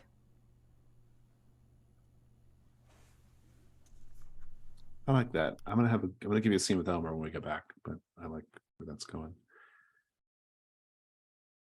David, the prospect of rain rouses all living things, even in the dead of night. What does it look like when a pair of unlikely creatures find themselves within a few feet of each other, anticipating the rain? So out of a little burrow in the ground comes one of these little burrowing owls. They're very small, they're like the size of normal doves or something like that. They're very small birds for owls, and they come out of the ground kind of one after another next to each other as the clouds are getting more and more robust, and they're just staring their great big eyes upwards, and they're just kind of hopping, kind of branching. What they don't realize is what they're branching on is actually the body of a rattlesnake but the rattlesnake doesn't mind. Its eyes are captivated too, staring up at the rain. It doesn't even move its rattle as they move around from here to there, as all of them anticipate something more life-giving than food coming from the sky. Very good. Travis, you're the first to see it. Hammett's forces rumbling across the way. But the funny thing is, it looks like to be about 5 or 6 dozen people. It's a lot, all armed for bear. But they're not making as much noise as a group that big on horseback should. They're not kicking up as much dust. That's because half of them are ghosts. They're not alive. And you see this group. It almost looks like, from the distance, it looks like the living horseback riders are holding green glowing lanterns as they ride, but they're not. It's the green glow of their spectral colleagues mixed in as they rumble towards El Paso. You see Hammett at their front. No sign of the Reynoldses at all.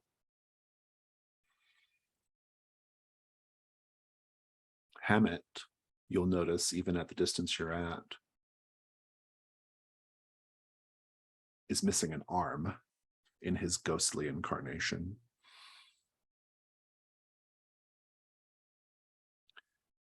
And as they get closer, the Ghost Riders let out this terrible wail that announces their arrival. It's like the beating of the drums, but it's the wail of this ghostly outlaw gang, peppered with whooping and hollering of the living gang members. Travis, what are you going to do? Getting right behind him?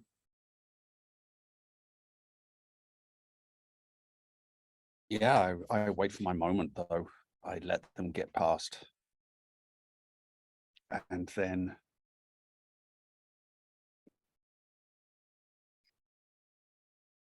on the way out of town, by the, kind of the last building, on the way back out by that road,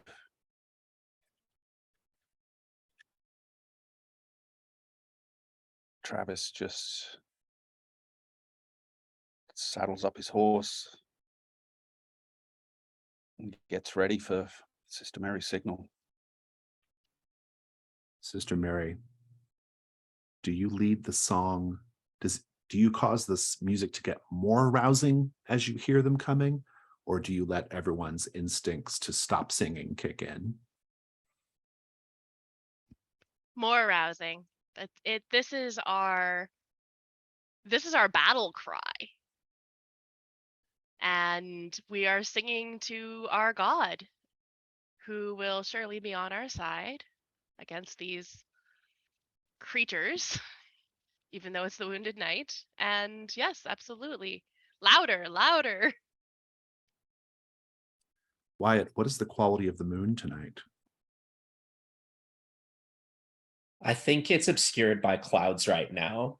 So it's very dark, but there's kind of a faint red glow, but it's not this like oppressive blood wound staring from the sky like it is on the clear nights. So it's just very dark. Yeah, that's just the whole sky kind of has that captured illumination of the faint reds. It's almost like a pink light coming down instead of the really oppressive bright red. Interesting.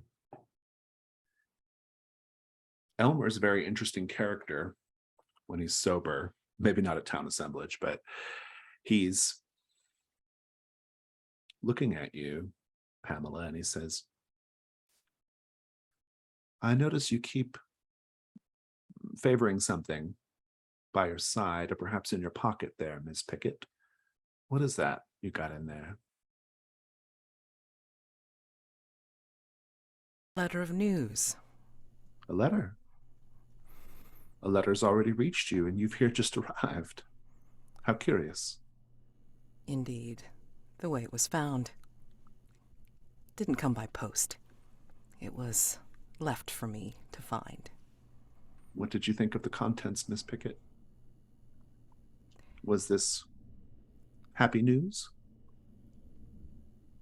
It confirmed suspicions that I've had for quite some time, Elmer. Confirmed.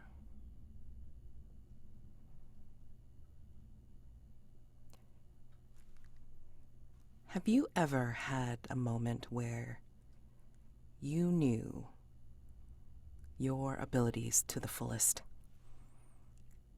and you wondered where this came from? Not necessarily from a higher power, but from,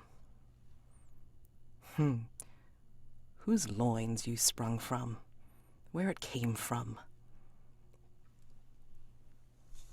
Well, I, of course, am a big believer in the concept of fate. But also, I am a believer in blessings. I, for example, am an excellent dancer of the tango. No one taught me.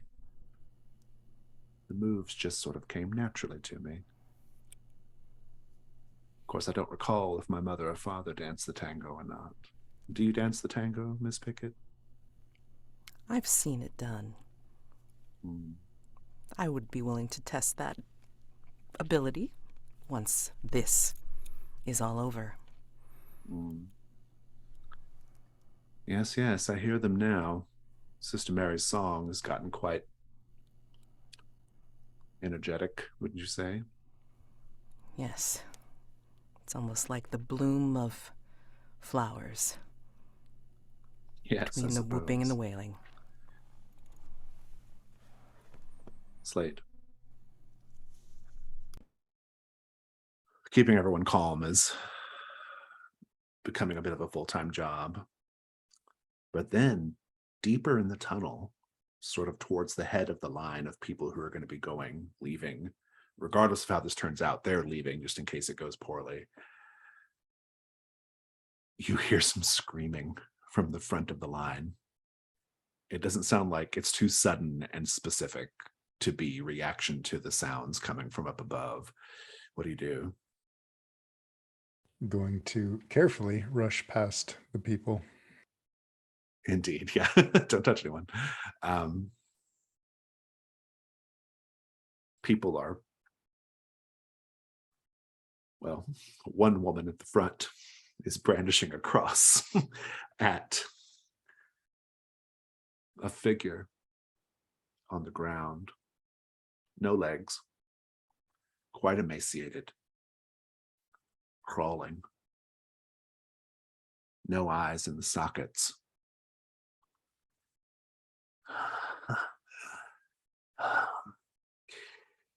I'm here to take you through the tunnels. Don't worry. I'm an old friend of the town.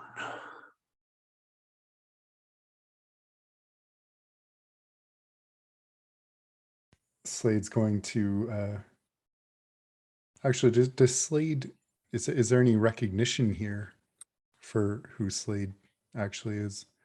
He looks at you and says, with his empty eye sockets, and says, "Come with me, cousin. This way." And drags himself deeper into the darkness. Yeah, I think Slade will look at the woman at the head and say, "One moment," and then follow.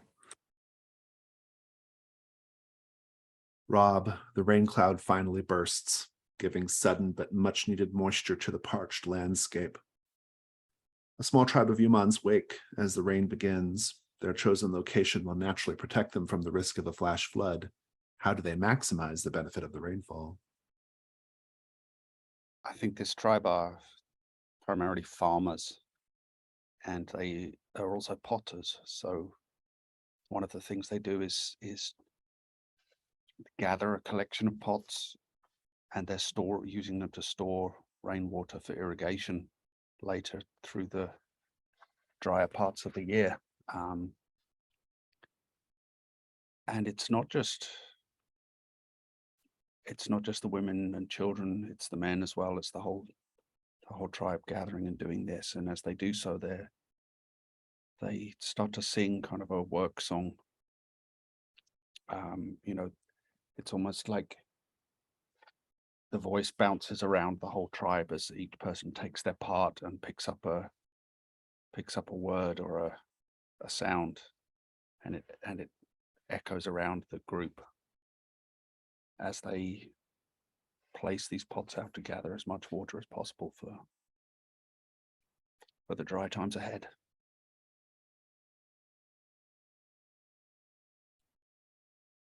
The battle has begun. Pamela, describe the success of the dynamite. How does it thin the ranks of Hammett's gang? So Or just give us that moment. Yep. So while she was drying out Elmer, she had put the dynamite in the feed to try to help dry it out. And then she left them in the pots that they were in with the feed. And so they had lined them up along this channel.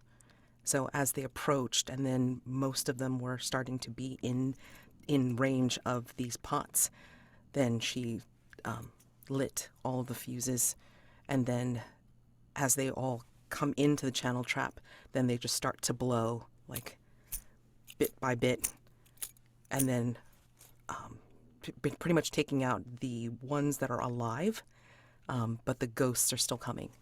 And you can see the dynamite blowing out the pots into shards, and the feed like almost raining this stuff all over the street, where it's taking out the human bandits, outlaws. Travis, or Rob, I guess, describe Rogelia and Lupe's contributions to the battle, the two sharpshooters.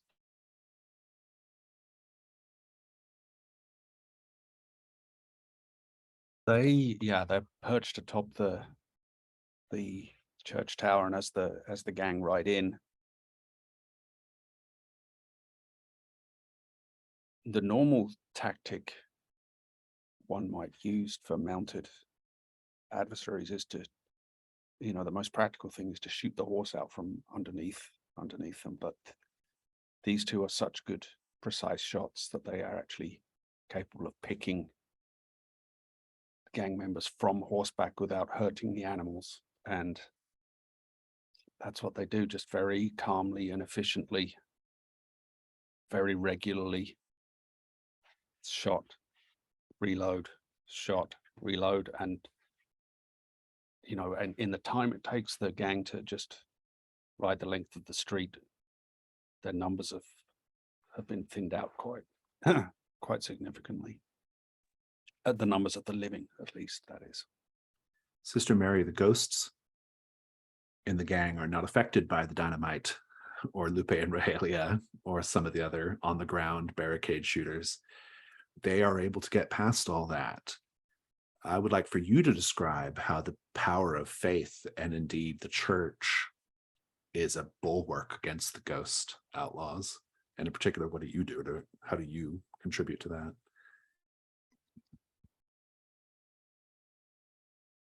The land all around the church is sacred land, and the ghosts literally cannot get onto it. It is like a barricade to them, in the way that the actual barricade isn't. It's physically not possible for them to cross it. And Sister Mary has been throwing out holy water as far out as she can get it. And that's basically her contribution right now, is watering the land with this holy water, blessing and watering and trying to keep the ghosts from finding a little crack, a sneaky way in order to get at the soldiers or the sharpshooters that are behind the line. Slade, the Ghost Riders can't themselves go behind the barricades, but their ghostly weapons can still kill from a distance. what does your ghostly gang in the cemetery, how do they respond?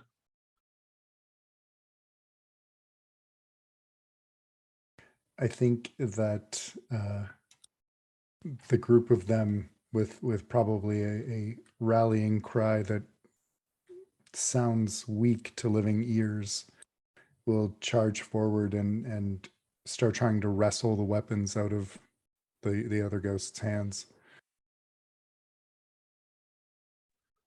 Wyatt, this is a time for the people of El Paso to show their great mettle. Despite all of these successes, the gang is very big, and the human part of it is still very big, and they are getting just past enough the barricades. They're making a push in.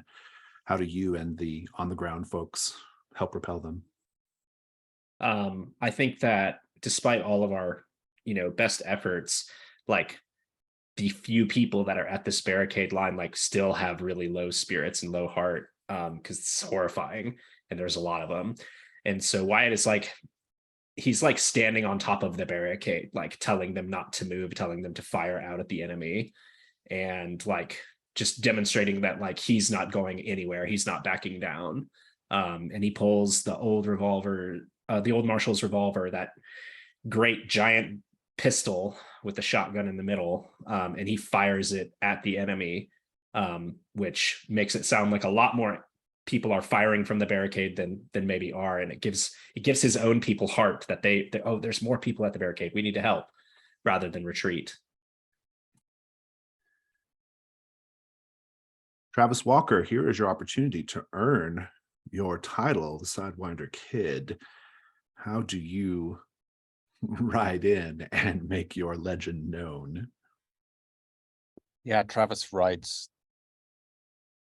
right up the center of the street, not really attempting to take cover. And he's steering the horse with his knees, both pistols are out in his hands. And anytime one of the human members of the gang decides they've had enough, turns tail, Travis is there waiting for them, and in turn it's salvation fires, and the bullet goes clean through somebody's forehead and they're like almost lifted backward off their horse, or damnation fires and they slump over the saddle and fall forward and are trampled underfoot by the horse. And yeah, just there's no retreat for them. Wyatt, how are you feeling when you see your brother out there doing this business out of the barricade behind their line? It feels right, it feels righteous, but it feels cruel, and in that way it feels like justice. So Wyatt doesn't stop it, but he sees in it a bit of the old marshal, that part of him that had no mercy for true wrongdoers.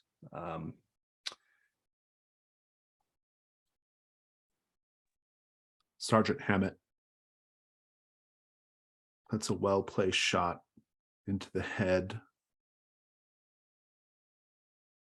of your brother's horse, Wyatt. And Travis goes down, pinned beneath the horse. Even if El Paso is fending off this assault, your brother is incredibly vulnerable to Sergeant Hammett right now, and only you are aware of it. Back to our rain in the Mojave. Amanda, a young girl in the Yuman tribe, is experiencing a rainstorm for the first time in her short life. What does she make of the water falling from the sky?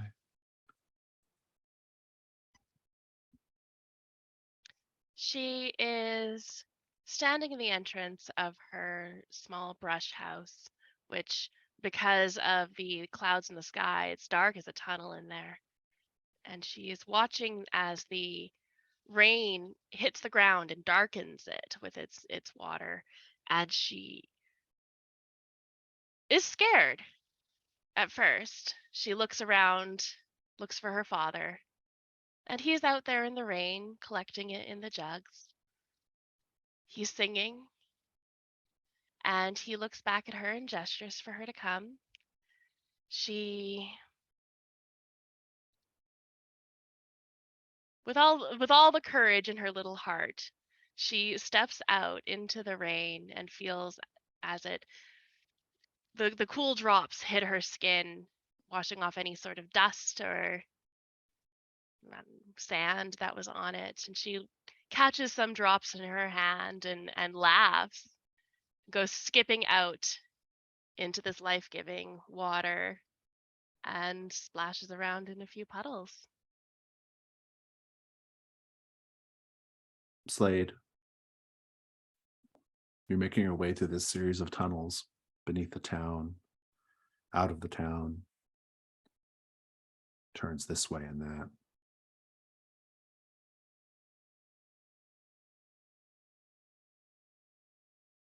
You're going at a certain pace because the half man, the half eyeless man crawling can only go so fast, but that's okay because you've got a bunch of elderly and infirm and children behind you. And he looks back at you and he says, "Does any of this look familiar to you, cousin?"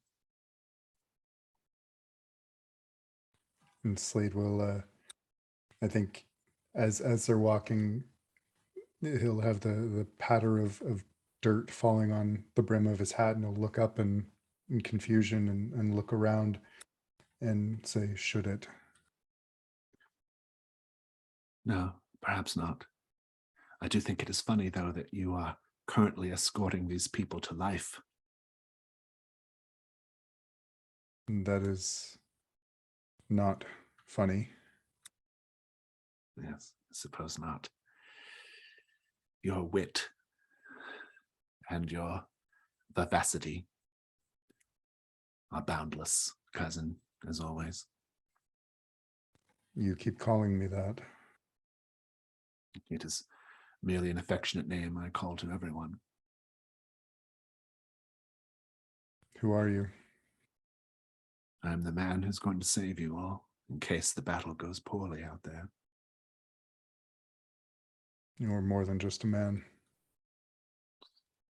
Perhaps, perhaps. Oh, look, there where we're supposed to be, right there. There it is. And you see the exit to the tunnel, improbably lit by what appears to be a shaft of sunlight.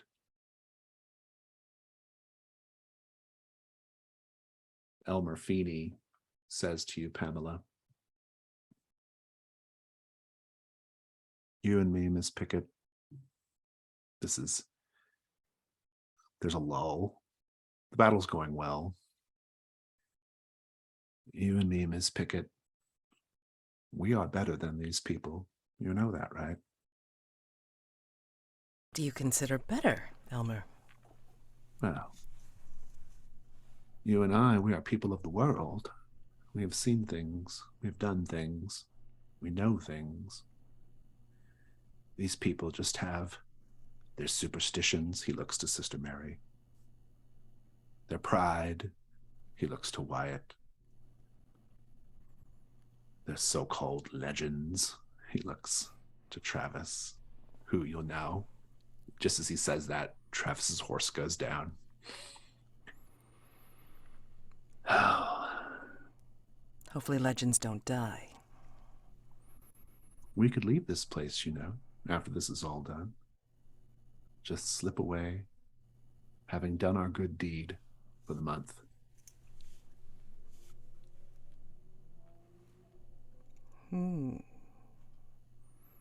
Tempting.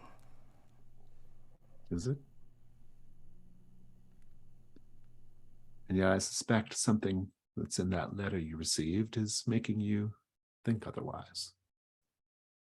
Be correct. I'm not leaving until this is done. And he kind of holds his hands out. Let me show you the tango, Miss Pickett. In response, she's going to reach up into her sleeve, and then she's going to pop out her derringer to shoot the nearest outlaw. Oh, okay. Good. Indeed. Sister Mary, you have not noticed Travis go down. You have not noticed Wyatt noticing that. You are just dealing with a situation that's very familiar to you. The wounded after a battle. How's that going?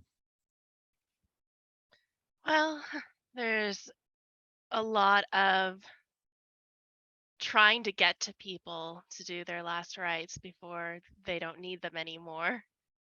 And there's a lot of people who probably could survive if there was time, but there isn't. And, well, it is just like in a battlefield. It is a battlefield. And just like in a battlefield, there's a lot of death. So I think Sister Mary is almost methodical with it. You know, she's trying to care for as many people as she can, genuinely, but it is this person now next in line, and so on. Wyatt, are you going to try to save Travis? Yeah, I think I'm gonna. You I'm gonna can try describe that. it. I jump from the top of the barricade and land rough. And I twist an ankle and I kind of go down for a sec. And I think one of the there's lots of gunfire and things out here. It's much rougher than being on the safe side of the barricade. And some of the dust and debris and ricochets and things fly up into my face and I can't see. I'm blinded. And I'm just crawling out from the barricade towards where I last saw Travis. And I've still got my pistol in my hand. And I'm screaming out at any of the enemies that are out here. I'm screaming out at Hammett. This is a fight between me and you. You leave my brother out of this. Reynolds, if you're in there, if you're out there hiding, this is our fight, and you've already lost. No sign of Reynolds, but Hammett will meet you. He is, well, let me describe him. I mean, I have described him, many sessions ago, but he's a large man, appears to be in his 50s with a great handlebar mustache, and he wears a long black wool coat and bowler hat. At night, he has a spectral arm. In the day, his arm is missing, but at night, there's a sort of glowing appendage.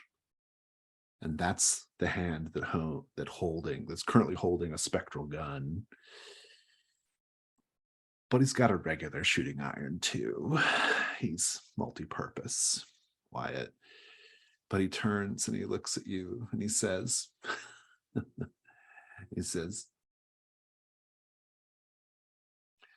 "This is the most important day of your life, Marshal. But the Reynoldses, a year from now, they're barely going to remember it." And he marches forward to meet you, or at least turns to meet you. I'd like to check in with Travis. Travis, you can't really do anything, but you are, because you're pinned beneath your horse. But how's that going?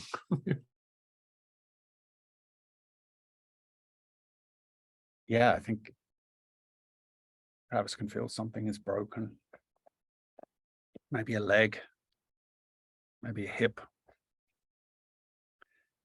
And yeah, the weight of the horse is on top of him so that he can't.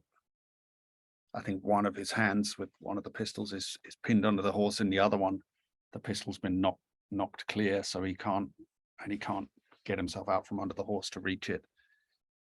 So he's pretty helpless and wondering. The thought starting to occur to him is is this where his legend ends?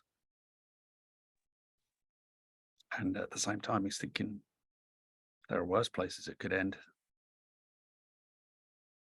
Give us the rest of the scene, Wyatt.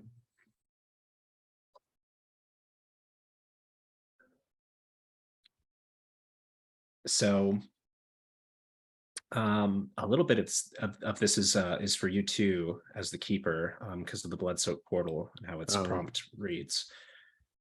It says,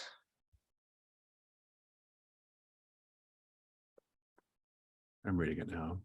yeah, ask the keeper to narrate a scene in which you are physically destroyed by the mastermind. You live long enough to hear them gloat about killing the old marshal. Yeah. Indeed. Go ahead and save Travis for now, though. Yeah, I think my rescue of Travis is being a big enough distraction to everybody else who's out here that that once again, for the last time, nobody's paying attention to his little brother. And I'm blinded from the debris and shrapnel, and I'm crawling, and I hear Hammett's voice, and I just shoot at him. Some of the bullets might even land, but he's not exactly a normal person where that would make a difference. But I shoot until my gun's empty, and then I drop it, and I like roll over onto my back, and I pull out another pistol, and I just start shooting some more. But I can't even see where I'm aiming. But nobody's paying attention to the guy trapped under the horse.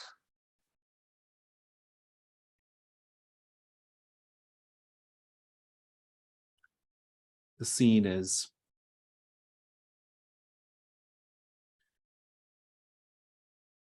it happens very quickly.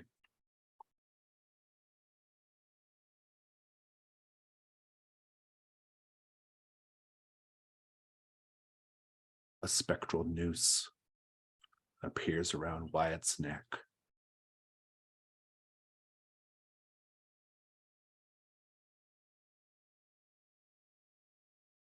Edward and Isabella and Clarence. Of course, he has to be here. They step out of an alley, and Edward says, "Marshal,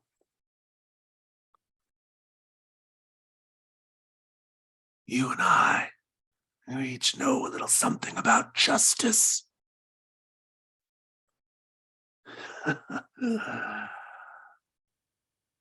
I am here to deliver yours, which is long overdue. I personally am delighted that I have managed to collect the set, taking both you and the old marshal. Oh yes, your time has certainly come. Do you have any last words you wish to speak to the good people of El Paso?"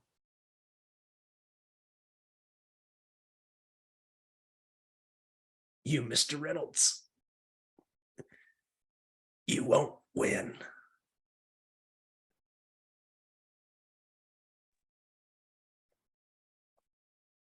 Isabella smiles. Her eyes have almost a mistiness, like she's wondering how things might have been if they had gone differently. Edward is smiling because he's a sadist. Clarence goes, "Toodaloo." And the spectral noose just lifts you in the air, quite high. It glows with a shaft of spectral light, so everyone in the town can watch you hang. Isabella says, "You've done well tonight, El Paso," as your legs kick above her. "But we're not done with you yet. I have big, big plans for your town. Enjoy your reprieve while it lasts."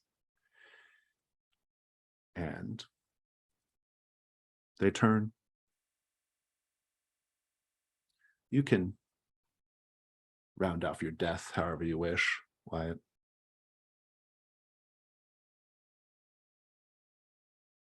I think the spectral noose just follows them out, and we don't see the marshal again.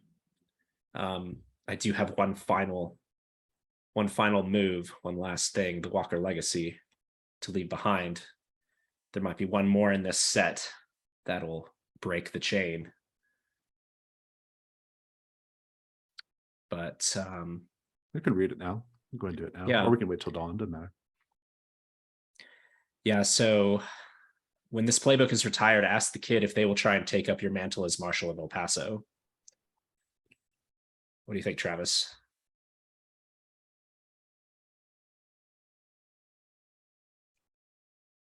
Of course. Then if they will, roll with presence now to see how your legacy will be remembered after you're gone.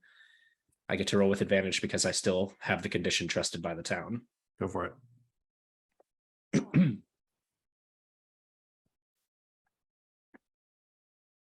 Yeah. We're 12.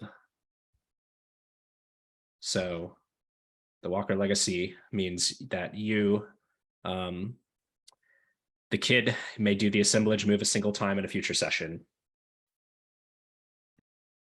Very good. So passes Wyatt Walker through the blood-soaked portal. So concludes the night phase and the siege of El Paso. Let's take a... we're pretty close on time, so let's go ahead and just roll right into the dawn.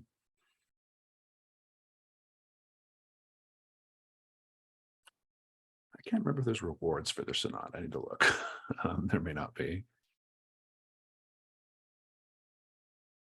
No, there's not. So it's all just survival is all we get for this. But we can do dawn Get the questions. XP. Yeah, we can do dawn questions.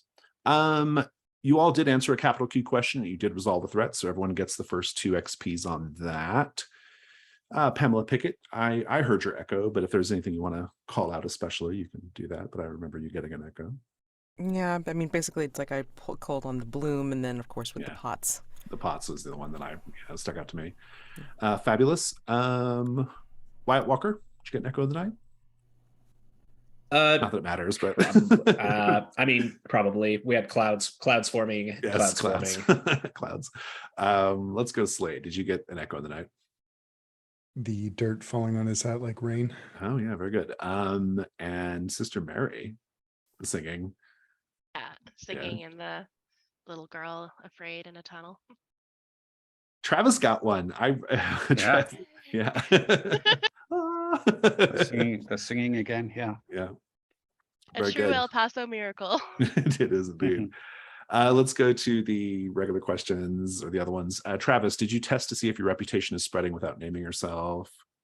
I did not. Did you get into a fight with your sibling? I don't No. think so. No. Sister Mary, did you try to convince someone to do the right thing? Yeah, the group that wanted to. Oh, that's right. give- Yeah. Yeah. Did you speak on matters of theology with anybody who would listen? I mean, the whole barricade full of people, but I don't know if that really I don't know if counts. I don't think it really counts. Yeah. Slade, did you take time to puzzle over the human condition? You certainly did during flashback. I'm okay with that if you want to take it there. Did you have a misunderstanding with another character because they perceived you as the host? I don't think so. I don't think so. Pamela Pickett, did you help the downtrodden to make yourself feel better? I don't know if we count like Elmer, like helping Elmer. Oh yeah, I'm into it. Yeah. Okay. Did you blame someone else for your mistake or crime? I don't know. I don't think so. I am curious, just for Wyatt. Did you live up to the ideal of doing justice, Wyatt? I tried to kind of put myself in the place of my brother, so Right, I think that's a pretty ideal thing. I think so. Did you deliver a cold monologue about the cruelty of justice? To Del Sol, I did. Yeah. Yeah, it was a good scene. Fabulous. Playbook moves. I think that, well, honestly, at this point, that rotten kid is no longer applicable. They're retired from play, so you have to take the condition confused and grief-stricken and it can only be cleared via a move called My Time to Shine. So yeah, go ahead and note that, Sidewinder Kid. And I think that just leaves Janus Mask. I owe you. Yeah. I owe you a mask. Yeah. Whoever wants to do Janus So- Mask who has to do it. Go for it. I was going to do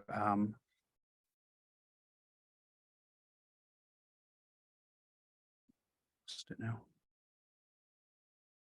The moss covered gate. So this is narrate a scene where you tell off your older sibling for all the ways they mistreat you. And I think we see a younger Travis and Wyatt, who's, I don't know, maybe in his early 20s or something around there, back from his wild travels. And he is hauling Travis by the scruff of his neck back toward their house from somewhere.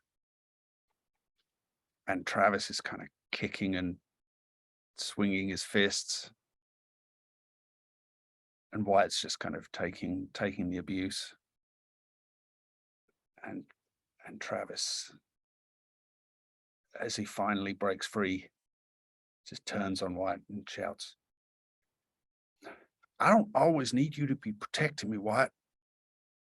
I'm going to stand up and be a man one of these days, just like you." And Wyatt just kind of looks at him with a kind of, "Oh, really" expression, as Travis just burns through all this outrage that he's feeling about being treated like a little accomplice rather than a person in his own right.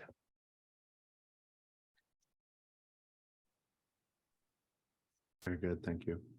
Any more Janus Mask? I've got one.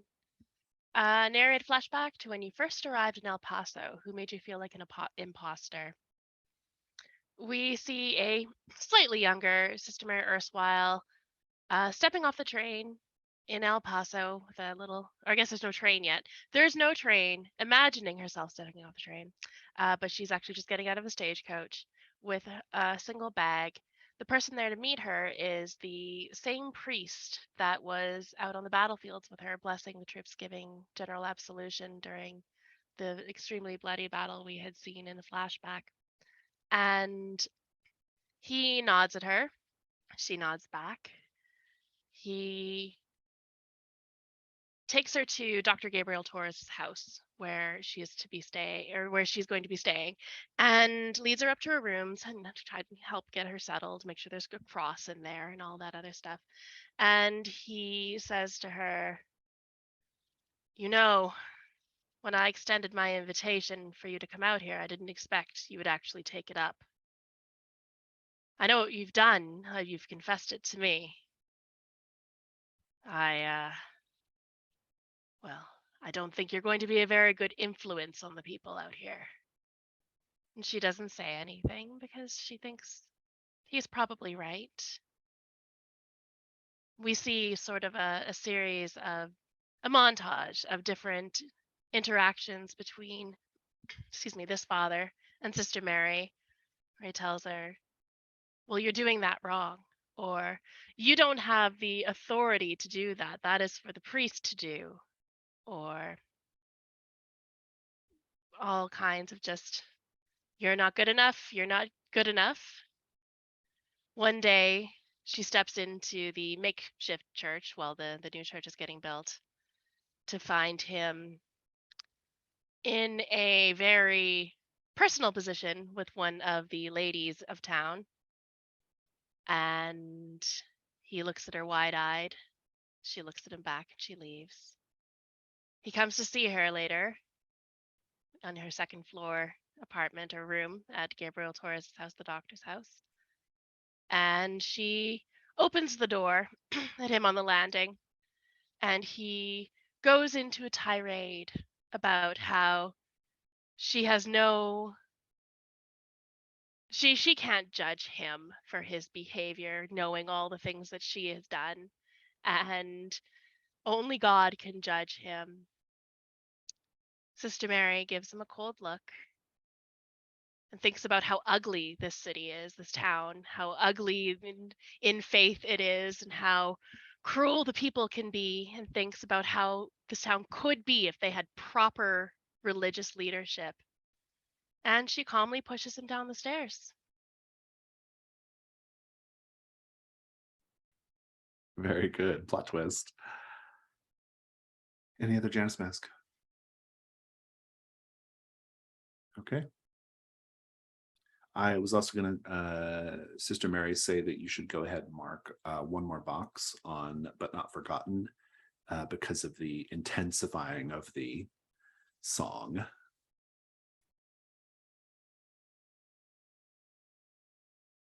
That concludes our session. Let's do stars and wishes. I'll start. So I've never run the Siege of El Paso before. I only understood it theoretically. And I thought it was really fun. I think it landed exactly like it was supposed to.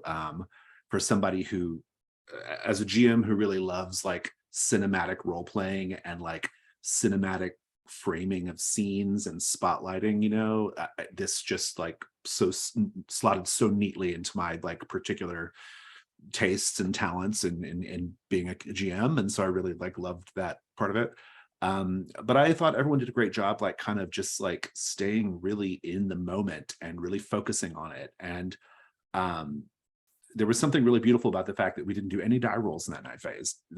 It was like pure like narration, and I really loved that. You had earned that because of the 10 plus, but it was fun to see. Like, it felt like a good time to be unburdened by die rolls and to just like role play, and I really like that. I wouldn't want to do that all the time, but it worked in this context, and so I quite enjoyed it. I could picture this episode 9 of the season, like I could see it like in my mind, every bit of it, and I would pay $6.99 a month to watch this show on a streaming service. Yeah, so it was really good. Individual stars. I continue to love that Slade gives us a view of the setting that only Slade can give us, which I think is really enjoyable. I really liked that Travis chose to be away from the group and circle behind. It was just kind of narratively very interesting to me. And also just the idea of like checking with Rurales. I just thought that was a very smart, clever thing to do.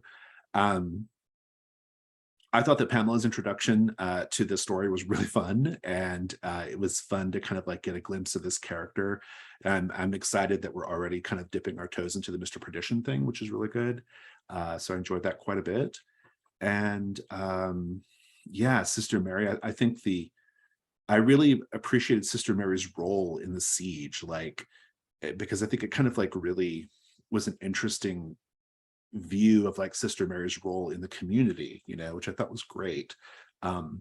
Both in this sort of like kind of keeping everyone's morale up during the siege, but also like kind of in the preparations as well. But then we had that like beautiful like counterpoint of like of that last Janus mask, and like you know, there's a deep irony there, and I really kind of like that. And yeah, and I really loved Wyatt's the conclusion to Wyatt's story. The foreshadowing with Del Sol was a lot of fun to do, and then it was really fun to kind of like play out the scene with the Reynoldses. Yeah, it was good stuff. I liked it a lot. Wish. So Mads is taking David's place at the table. So Pamela Pickett will be an ongoing character. So I'll just be happy to see how Pamela gets kind of integrated into the active threats.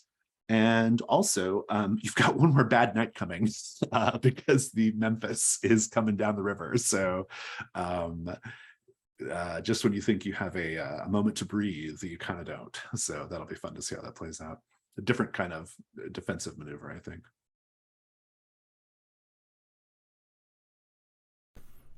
This was amazing. Individual stars for the Del Sol scene with Wyatt, kind of like that quiet storm before the storm moment, and I could see all of this cinematically, like that happening, and then like even the masks with Sister Mary. I mean, like, you know, those integrated very well with what was going on, like in the present, and then in preparation for the siege, and then like even the different little scenes in the siege. And then when we got to the action, and then Travis was trapped under the horse, and then just by play back and forth. I'm always admiring your ability to get us back and forth and alternating us in, it's like spotlight management, Jason. So this was a lot of fun. I mean, heartbreaking, but I mean, still a lot of fun. I don't know that I actually have any wishes yet, just because I'm, you know, just, hey, like, hi, how you doing? Join the game, and yeah, we'll see what happens. I have one more star too. I loved the unseen. Boy, the unseen was like so perfect for this siege scene. Really, really good.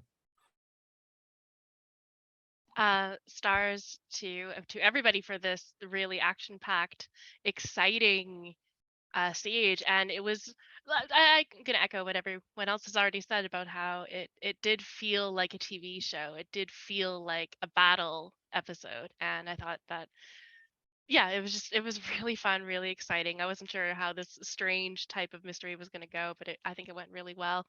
Stars, of course, for David, for that, the demise of Wyatt. As always, you are breaking our hearts with your characters. I also really loved your whole scene with Del Sol. So stars for Jason as well for that, because that was just, it was so intense.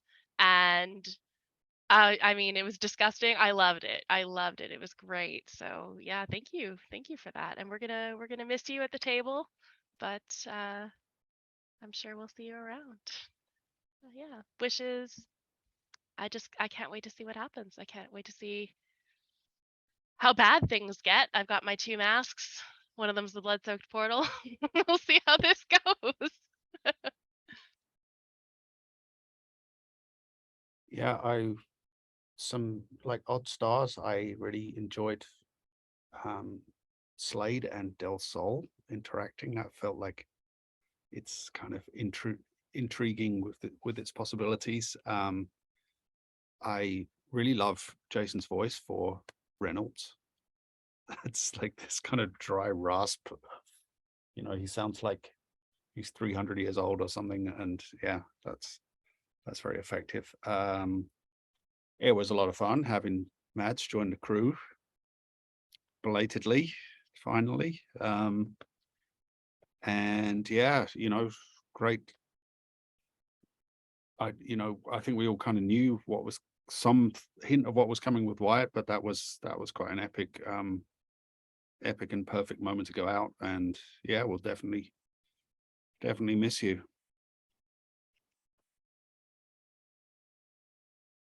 Yeah, as said, David, the way you had Wyatt go out was excellent, and yeah, we will miss having Wyatt in El Paso and you at the table.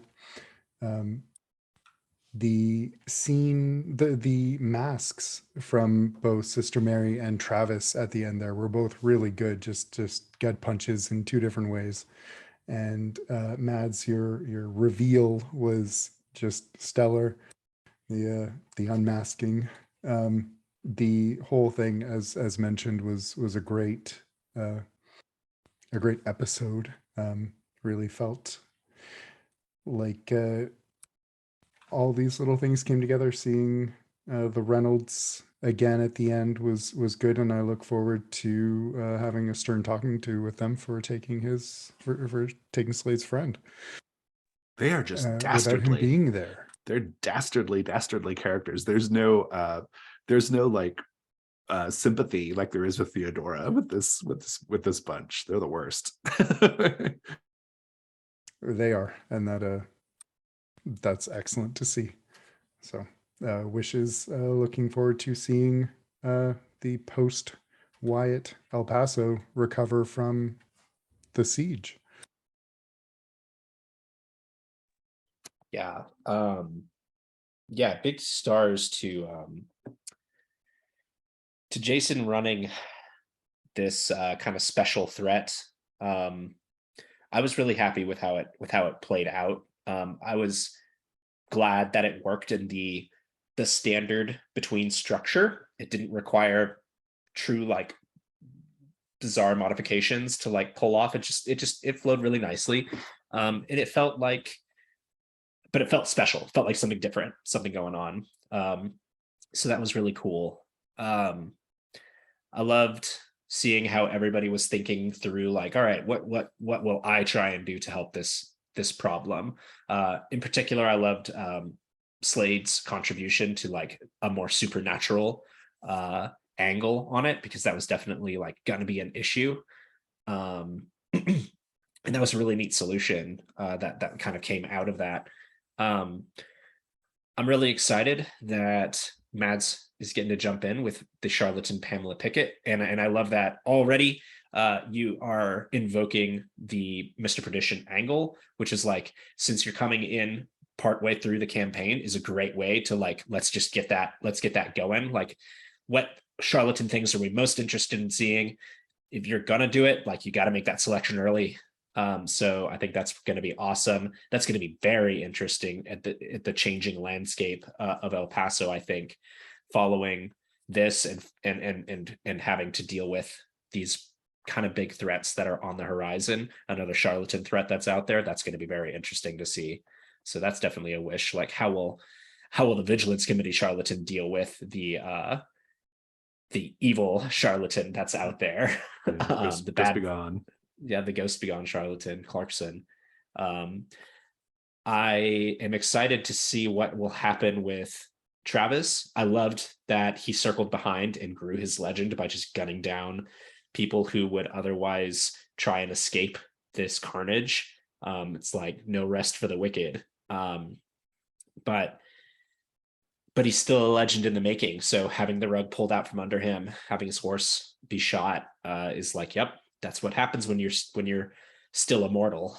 And it was good to get to resolve the Marshall character arc, where he had somebody kind of redeem him. Travis wasn't in as dire need of redemption, but it was good that like Wyatt kind of got to close out his arc in a self-sacrificing way, which was really what I was kind of hoping for. I wasn't sure if that would pan out. I thought it might turn out that he just kind of gets, killed in an alleyway after like doing something real good.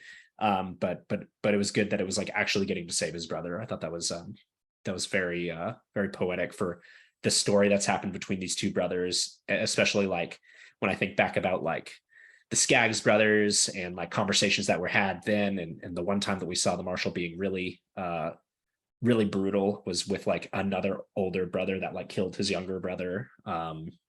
So it was good. So I'm excited that El Paso is getting played by y'all. I'm glad that I got to be there for such a big chunk of it, and I'm very, very wishing to see how it's going to close out. The campaign's going to close out with this very dastardly, Isabella and Edward Reynolds. There is opportunity for people to potentially play Isabella less dastardly, but I don't think Edward can really get off the hook. I don't think Edward ever gets off the hook. Yeah, he's bad. Yeah. Oh my gosh, we just gunned down Bird. That was awesome. Loved that. That was a total kid moment right there. I was like, is Jason trying to push me toward this? Because like every time I try and open my mouth to make some response to this guy, he just starts going into a whole spiel again. And I was like, yeah, he's definitely pushing me toward this. So yeah, I had to get Bird out there. Bird's one of the other named servants of the masterminds who we haven't had a chance to see. So, and felt like a good sacrifice in the moment. Yeah, great session. I guess my one wish that will not get fulfilled is the Marshal has a specific threat, right, that never got to come into play. That would have been kind of cool. Also, I want to point out that we have 14 mastermind clues now. So assuming you get a mastermind clue next session, that will trigger the end game. And so there won't be any new threats introduced unless the kid introduces theirs. That I can't stop. So that's a way of keeping the campaign going a little longer, which is probably fine for Slade, Travis, and definitely for Pamela. Maybe not so much for Sister Mary. We'll see, but I guess there's always the bootstrapper, Sister Mary, if it gets that bad. But yeah, okay. Any other stars or wishes, or just anything else anybody wants to say before we go? No, we will miss you, David. This was Indeed. a lot of fun. It's been a Very real, much, yeah. really, really great to play games with you. So Yeah, I'm glad that like you and Mads got to play together, like here at this part of it too. I think that I was gonna ask Mads to come on like after Wyatt was done, but I was like, no, I think the Siege of El Paso is a good place for everybody to kind of gangs all here, right? So yeah. All right, fabulous. Yeah, Well, it's everybody, yeah. Yeah, wave goodbye for the video.